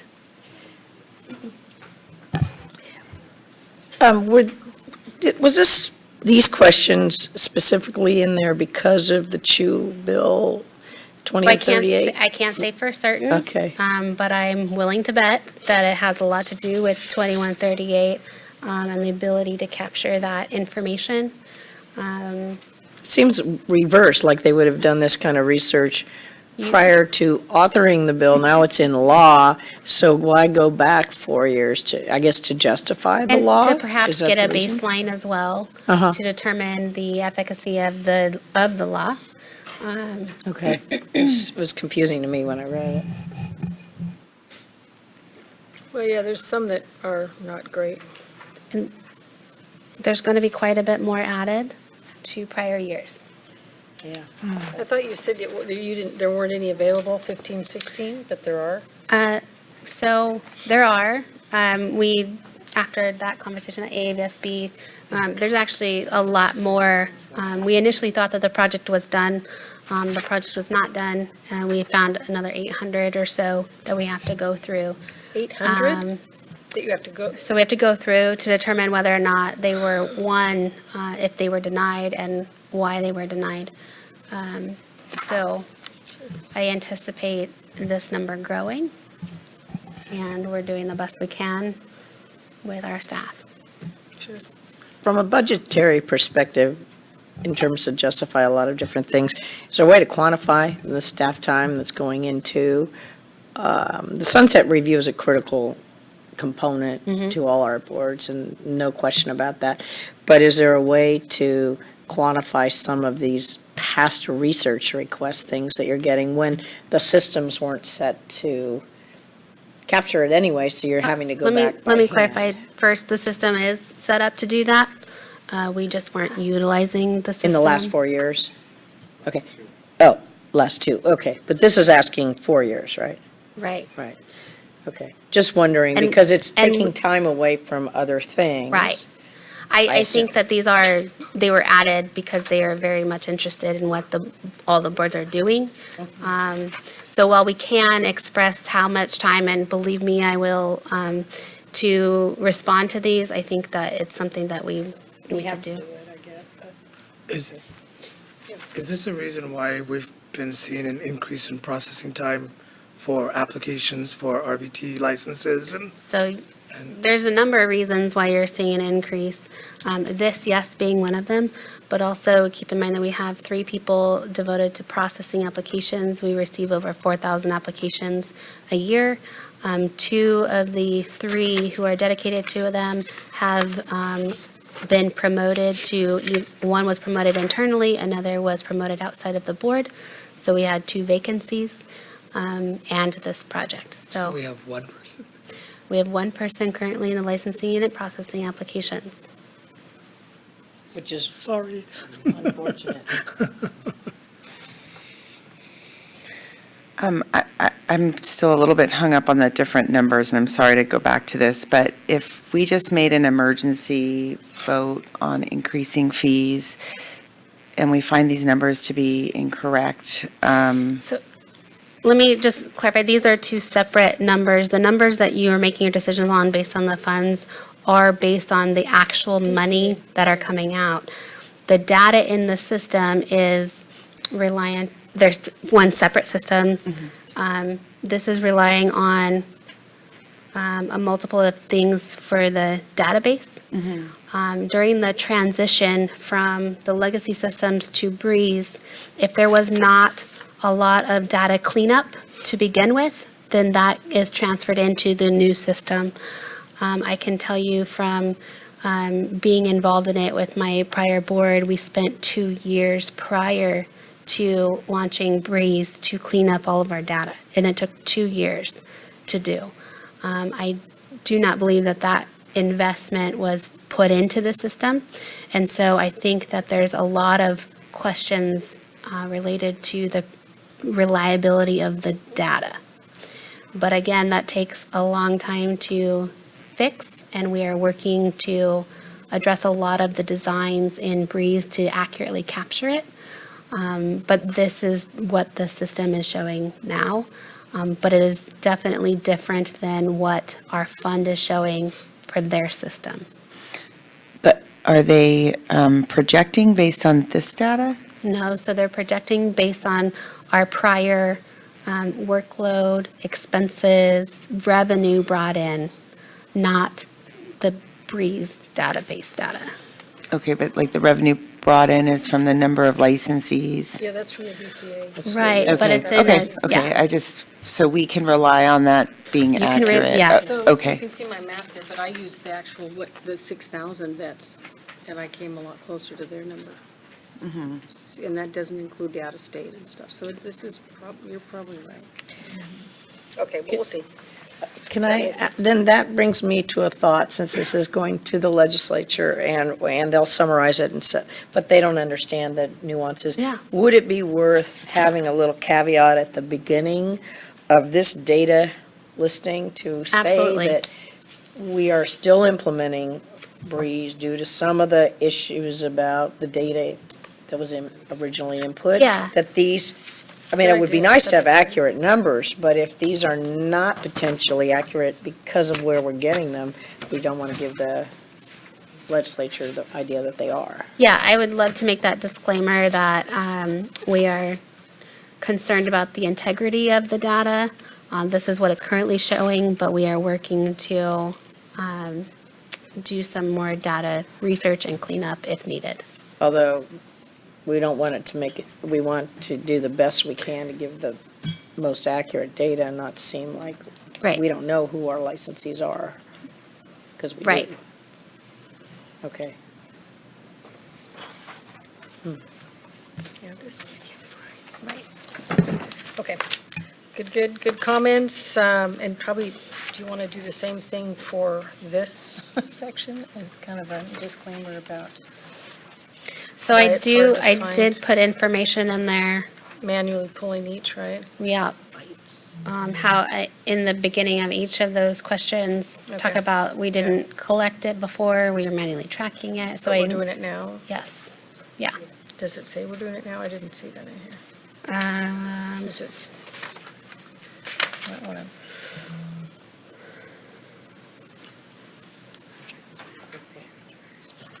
Yeah, would put a So I sentence in. I can add a sentence would in add a there, what we're sentence about doing. Yeah. Doing it now, yeah, Yep. okay.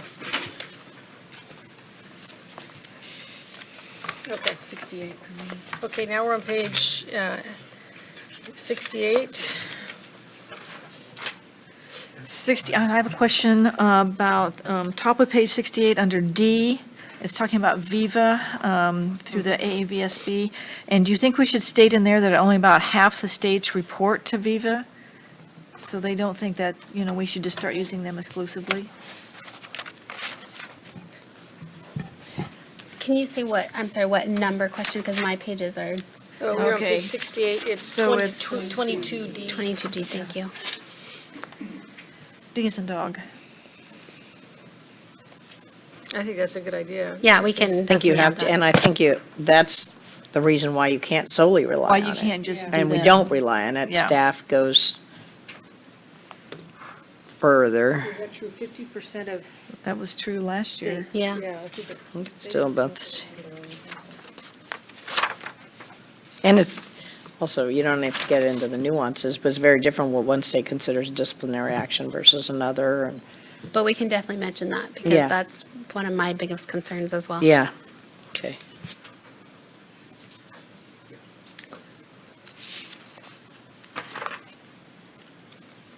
This is a weird comment, but they ask you about military education and training, tracking that. Or I'm sorry, about tracking veterans, and that's according to, like, it looks like a Business and Professions Code 114.5, this is on 24A. But they don't really ask you how many of our applications are veterans, is that right? Is the board knowing that? Yeah, they did over here on the next page. Yeah. How many licensees?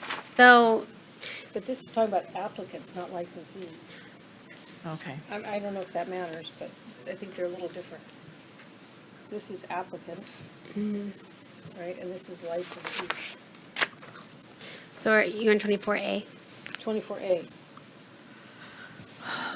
So they're asking if we identify or track the applicants who are veterans, and right now, we do identify who they are, but it's not asking how many. I know it's not, but I'm wondering why else would they Hold on. ask that unless they're trying to see if there's a bottleneck? I'm just guessing. We have a with the code section. Right. I They know just the want, Business and Professions Code, but yeah, I know, I'm just extrapolating. If we knew that there was no bottleneck for veterans, it would be a nice way to say yes, if we knew it easily, And, 95% of the applicants that are veterans that do have a license are admitted, or, you know what I mean? right, and I think that in E, that's where they were asking about expediting their applications, so that we are reporting how many were expedited, Okay. and then how many licensees in D.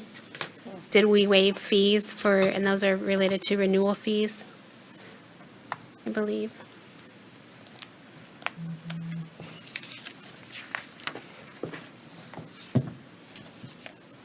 Okay, so I wasn't aware these were veterans. I don't know the BPC. They're not all military veterans. They could be their spouses as well. Okay, Yeah. okay. Well, that's fine. I think we don't need it. If they didn't ask for it, don't tell them. That fits. Right, that fits. That fits. Okay, anything else? Where are we? I'm at page 71. Page 71. I have a question on page 71, question number 31. How many schools are approved by the board? And we talk about technician schools, but aren't they also talking about veterinary schools? I don't know if the board is approving schools independently outside of the AVMA. Look above this, this talks about recognizing veterinary colleges. Yeah. But I think we are mandated by statute to approve, right, boards? And we kind of said the AVMA approval is going to be it. Because then it goes on to talk about international schools, the next question, and I think they're talking about veterinary schools.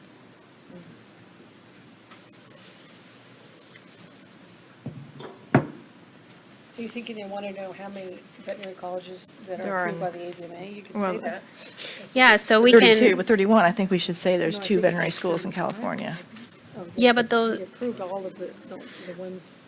yeah, so 31 is not limited to California schools, but we could say the number that AVMA has Up to 38 now? recognized. Yeah, isn't AVMA up to 38?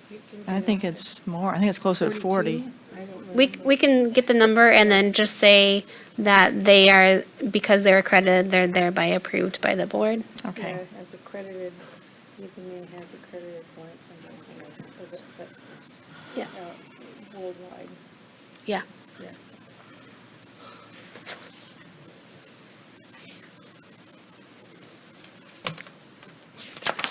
Okay, I'm on page 72. Anybody before 72? Was that up to school or? So, question number D, how many CE audits were conducted? You did 0 in the past 4 years. Then it disappeared. There actually was there was a pilot study. Yes, I would say. There was, Ethan did it, or Ethan knows. So we can reach out to Ethan. You're the second person who told me that. But according to what I've been told, the board hasn't done any CE audits, but I'll reach out to him Yeah, specifically there and was. ask for that. Yeah, if we did some, we should put it down. Yeah, absolutely. Just saying, okay. I remember, rumor of that, too, or Yeah. talk of that. so- No, they did, because I remember him, it was, Well- his results showed that, yes, we should be auditing them. Yeah, and there were, in, and in the, in the prior sunset report, this question was asked as well, and we said, yes, we do audits because we require them to supply the CE in order to go from inactive to active, which to my mind is not an audit. That's a requirement in order to go from inactive to active. So the responses are going to differ, but we'll definitely reach out to Ethan about that study. Even if it was brought to the board, if you guys know the time frame, because I could perhaps look at that language as well. Ask Ethan. Okay. Yeah. I have CE certificates for 25 years back. I have seen certificates for 38 those to the years. staff, You can say one person's been audited. But I have a question under B as in boy. So it says to audit 5%. Does that 5% per year, I think? Yes. Because there was somewhere that I remember seeing it said 5% per month, and I thought, oh, no, that's not, You should have that can't to do happen. it, because it's of the licensing population, it would be the renewal population, wouldn't it? It'd be the renewal Ours population. was a pilot project a number of years ago, but there's never been a full audit. Right, it was a pilot. Do you happen to? We can like- clarify. Ethan did it. You should put renewal on there somewhere. Okay. He's off in the forest right Good, now. anything else? On the CE, one of the things, I don't even know, because this is something that's not in place yet, will be in place soon, but the AVSB racetrack, new CE Yeah. sort of software program and management will be of use to boards to assist with for those with limited resources, to be able to do audits and have self-audits by the practitioners as well on their CE. Should we mention that, or we don't want to show that we look like we're having to rely on these national organizations, but it is going to be a resource at some point. Sure, and I think that would be part of our update during the management reports for either admin or the outreach for our AAVSB meeting. That's definitely something that I want to raise at a future meeting about using that program. I have my own concerns with right now how they're implementing the program, but I think that having them out here to give a presentation and work together to better utilize them, I think would be great. We need to get someone on their board of directors. We're trying. Now they know you, Mark. So next time, What else? next time. Let's keep moving, let's see.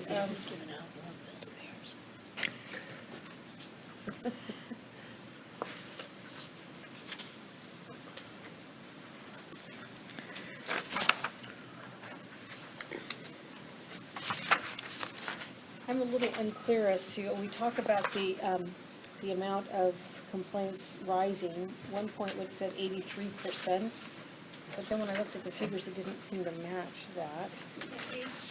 Oh, I'm sorry, we're at the next page, which is page 73. Sorry, 73. What question, 34? 34. And I'm sorry, I forgot where I saw the 83%. Was that, you guys will remember where that was?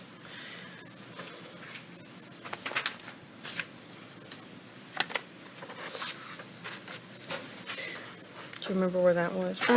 It sounds something like when we were talking about enforcement, the workload.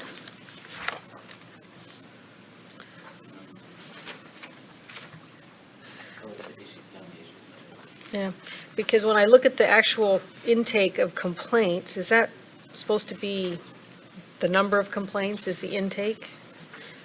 So, hold on, are we skipping down to issue 11? So, Well, I'm sorry, I don't remember where I saw Yeah, some very so- large number of. right, so it says 83%, and that's Yeah. under the new issues section. On what page? And, what page is, it's second, Okay, and if you look at what you're comparing in the table that you have, I believe it Yes. starts at 16-17 fiscal year. Yes. The 83% talks from 13-14 fiscal year based on the enforcement staff increase since 13-14. okay, okay. So we went back further to where the Got jump it. was occurring. So that's why your numbers aren't going to be the same. Okay, thank you, that makes sense. There's 51 schools accredited by AVMA 51, wow. in the internationally. You go to sleep and there's a new one. Yeah. I thought it was 42, where was I? Okay, 51. Where, you're on 18 Um, next year. I guess my only suggestion is, here you say the amount of complaints received by the board has risen sharply, and this is the first time you mention it. Is there a way you could put that 83% with the time frame right there? So that it's up front and center? Sure. The only thing is it wouldn't match the fiscal years that we're reporting because, again, that was in the table 9A. It only went back to 16-17. Well, so But I we would can- separate it, just separate those Yeah. first years and say it rose X percentage in those, the previous sunset review period, and now it's risen this percentage in the last 3 fiscal years that Yeah. you're reporting. Just put some numbers right in there. I think the numbers will be compelling. Does that make sense? Yeah. Is that where we are? Yeah, just, if 35, no, I'm on 35, I think. On 35, you say, based on the data obtained, the amount of complaints received by the board has risen sharply over the prior fiscal years, but I would just define that. From 13-14 to, on 13-14, 15-16, it rose X percentage, and then the 3 years reported here, it rose another X percentage for a total of 83. Just so that they can see it, the trend. That's what I would do. Yeah.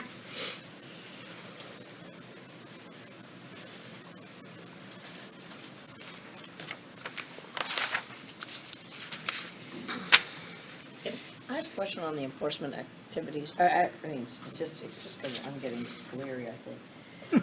If you look at the fiscal year 18-19, and we had received 1,215 complaints, and I realize that's received. And on accusations filed, and I know that's not relative to those complaints, our number of accusations filed in per years is 31, 37, and 22. Does that mean either they're still in process, or many of them did not Reach that level. reach a level of an accusation? So it could be both. Because it sounds like there's a lot more Yeah. complaints than. Yes, so it could be both. But also keep in mind that the staff is focusing on the oldest cases right now. And so when I started, we were at cases that were from 2013. We're now in our oldest cases from 2016. They're typically old because there's a lot to them, and they take a lot of time. So we're still filing accusations, but you're going to see less while we work through the backlog. But it's anticipated to increase once we get through this backlog and have more staff. So where are the pending cases listed? On the top, I think, of page 75. Very top, there's a pending. That's accusation pending? So, I mean, if you had 1215 received, 22 are on accusations, and 86 are pending, that means that about 1,000 of them have been dismissed? 900, oh, yeah, probably. Well, No. no, I don't think so. No, because cases received versus accusations, those are totally different. I know. Accusations could become I know. a complaint 2 years. But you Oh, still so a had lot of 1,000 each year Right. that have been received, Right, and that's 3,000 cases. so, And then for the last 3 years, there've been 80 have accusations filed. And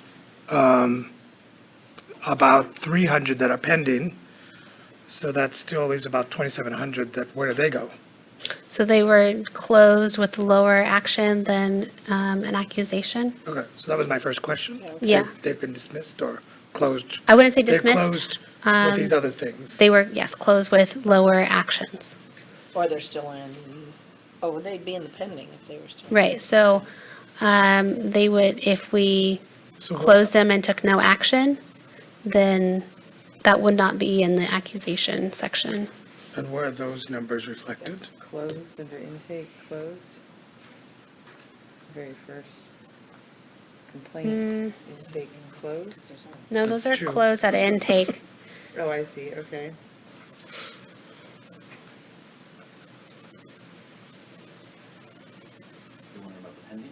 No, the number of closed without discipline essentially is what we're looking for. Yeah. But, I don't see it in here. so under Should the be about- next About table, 3,000 of them, or 2,700 of them. yeah, so under the next table.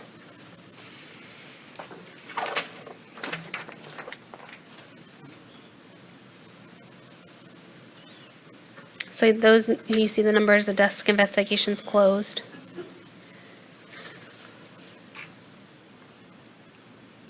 Is that Yeah, page 77? 75?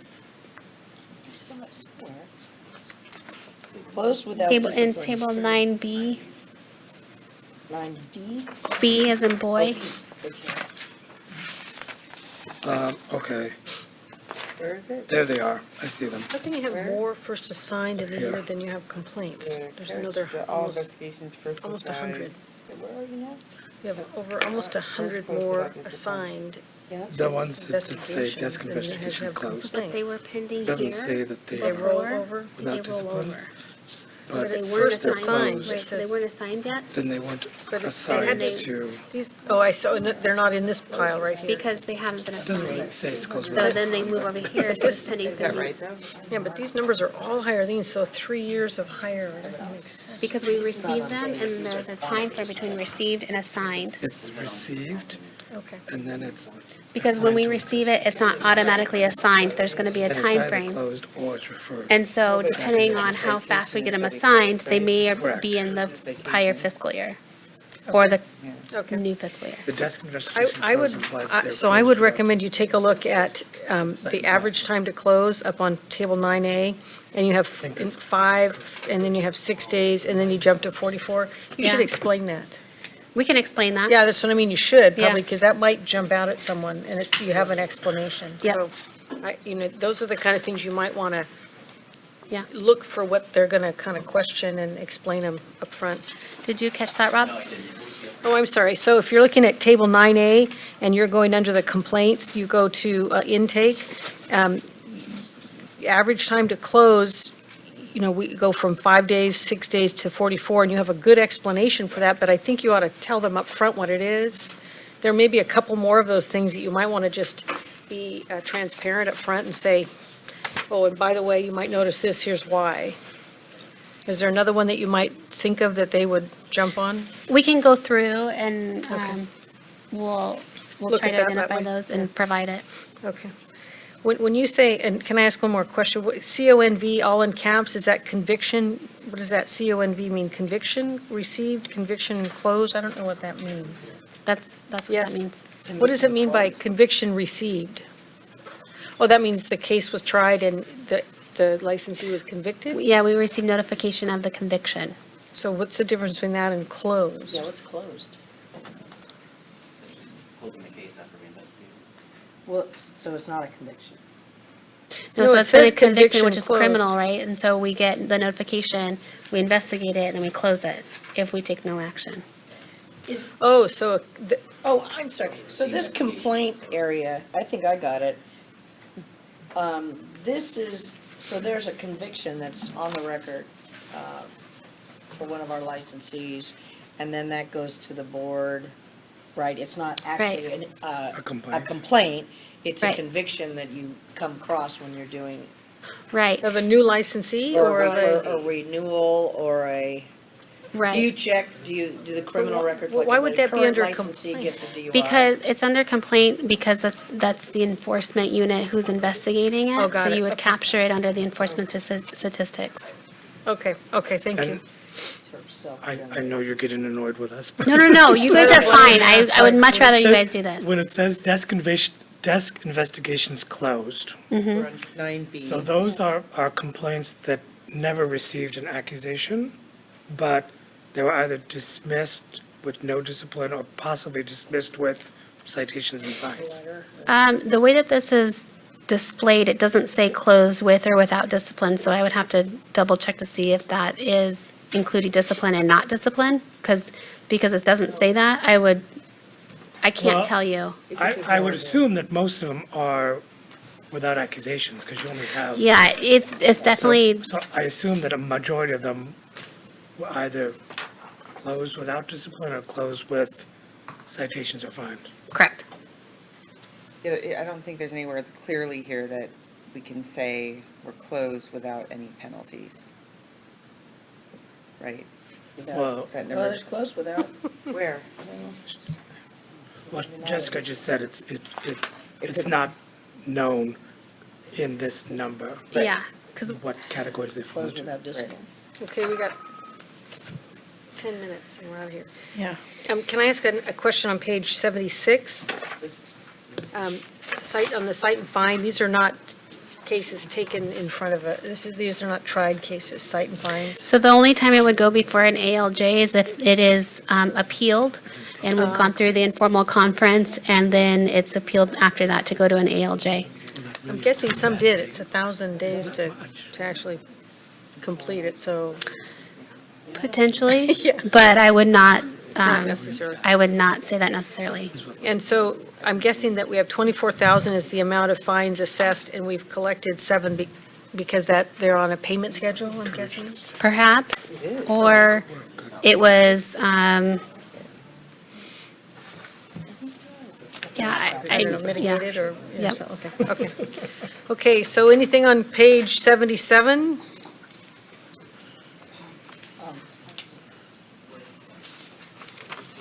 Okay, let's see.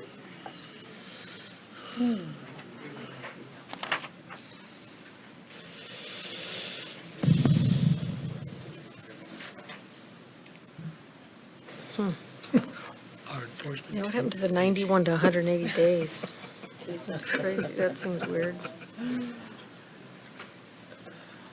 Enforcement agent.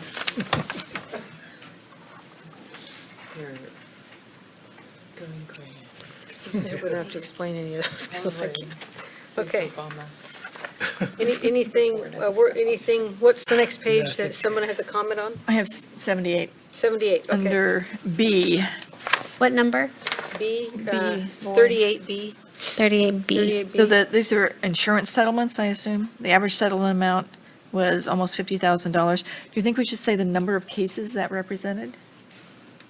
Could you Sure. say where you are, Cheryl? Yeah, we can, yeah, we Page can add that. 78. 38B. What is it, 39? Average dollar amount of settlements. Oh, got it.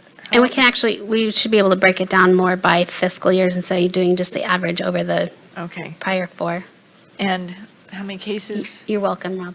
Because it's not, Yeah, right, he's like, thanks. Yeah, on B. How many cases? yeah. Yes. Or it's not too often that It's- happens, is it? Yeah. We're just showing our work. More than I thought. Oh. Really? I ran a report, more, but all to get these. I didn't understand what that was. Is that cost recovery? It's insurance settlement. It's, right. What does SOI mean? Statement of issues? So they don't file a complaint, but they Go through they go insurance. right to, they send it right to Yeah. PLIT. Yeah. They're required to report to us. Malpractice. And then they report, oh, They're required to report. I didn't know I that. didn't know that. I didn't know that.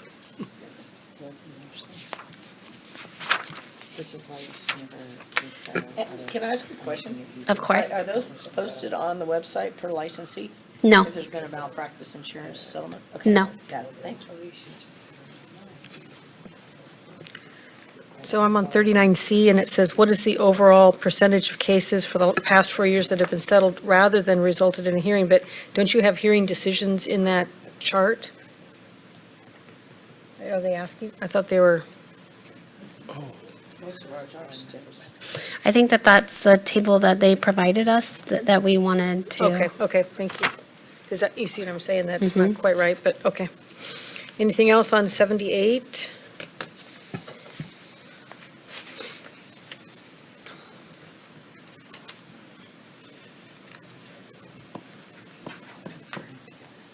That's not fair.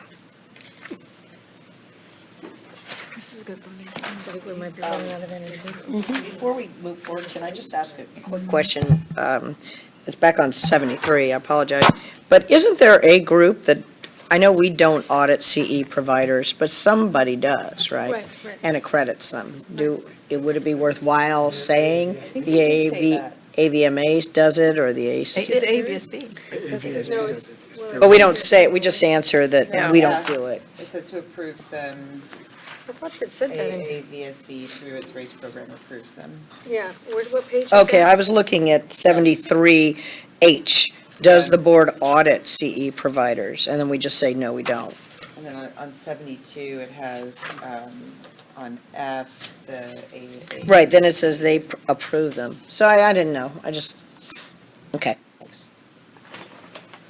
Okay, what's next? Any other comments on 70, I think we're on 78 or 79? What page are you on? We care. 81. 81, okay. Moving to 81, what do you have?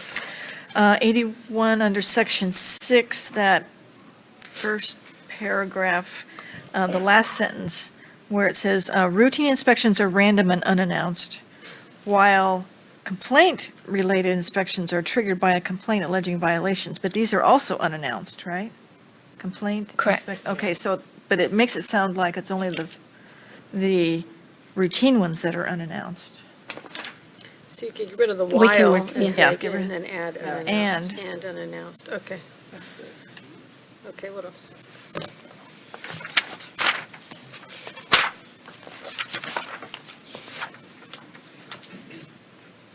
I'm sorry, Rob, did you get that? No, I was actually just paging up mine. 81, it's on 81, first paragraph of section 6 at the last sentence. That starts routine inspections.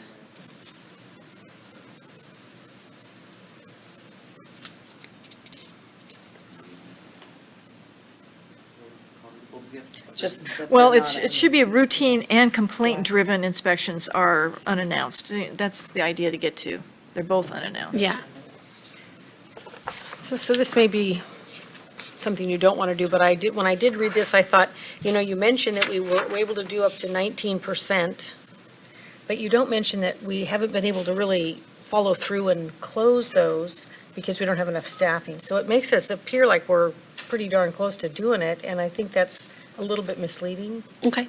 Does that make sense? Okay. So to clarify, you're asking us to just be more specific that while the inspections are being done, there's a backlog in reviewing Right, the and- inspection reports? You say that, but you don't say in other words, what if it's a 3% more backlog? It's a lot more than that. So you may quantifying it would help. Okay. Does that make sense? Yeah. And I think it also ties into the number of complaints raising up every single year. Our routine inspections are always going to try and be 20%, but our complaint-driven inspections where they. Well, the 20%, Oh, that's true. includes its complaint and, so while we might be reducing the number of routine, we're increasing significantly the number of complaint. Yeah, that's true, I keep forgetting it's one of the same. Okay.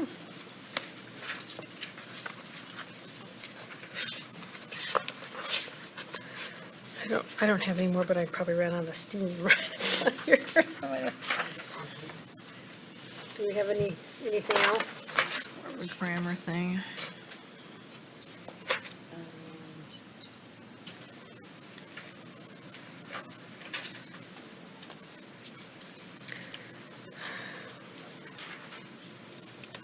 I wonder if we've already sort of dealt with issues, haven't we? Do we Yeah. want to go back and review the wording now, or? Well, that's up to you. If you Okay. have feedback now, we're welcome to take it. Or you can either email me, call me, and we can go over it too. 95. There's also legislative language that we'd like you to review, but given time, we might want to wait until the teleconference. Okay. Can we talk about page 95 Of in course. 1 minute? The bottom of page 95? What number? Well, It's the it's issue bottom of- number, what's in issue? It's- Oh, new issues, section 12. Premises registration and managing licensee. Yes.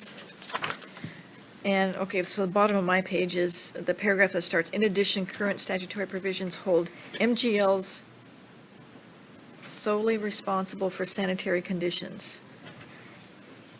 To me, that means that's the only thing they're responsible for is sanitary conditions. But they're also, they're Well- responsible for making sure there's no unlicensed activity, there's. I guess I was There's- reading that as it was only them who were held responsible for Yeah, the that's how I sanitary read it. conditions. So then it There's should be nobody else. solely MGLs. Because it's only the MGL, so you put it in front of the MGL. I don't know. I thought that, So I thought this it way it was- says, the only thing they're responsible for is sanitary conditions. I think it's, Okay. But anyway, it needs to be You know, more. I think at this point, we did some good work, but I don't think we're done. I think we really need another teleconference to kind of finish this out and have some more discussion, unless we carve out time tomorrow, which I don't think that will happen, but it might. But I don't, I Public think that. comment? Oh, yeah, public comment? Come on. I don't think I feel like we don't have enough energy and time right now to finish this adequately, and I don't want to skim through. These are important, the new issues, the emerging issues are important, that we talk about them. And so I would suggest that I think we've done some good work, but we're not done, and I think we should plan on having another go at this. So, are we okay with that? So, having said that, can I actually, if there is time available, can we continue this Yeah, discussion? absolutely. Okay, so we'll continue this discussion tomorrow. If there's time, if not, we'll have to move it to a teleconference. The Okay, whole so it draft is money. after 5. Do we have any public comment on the latest draft of the sunset? What? Thank you. That's nice. Should get that on record. Yeah, could you come and make a actual public comment to that, Dr. Miller?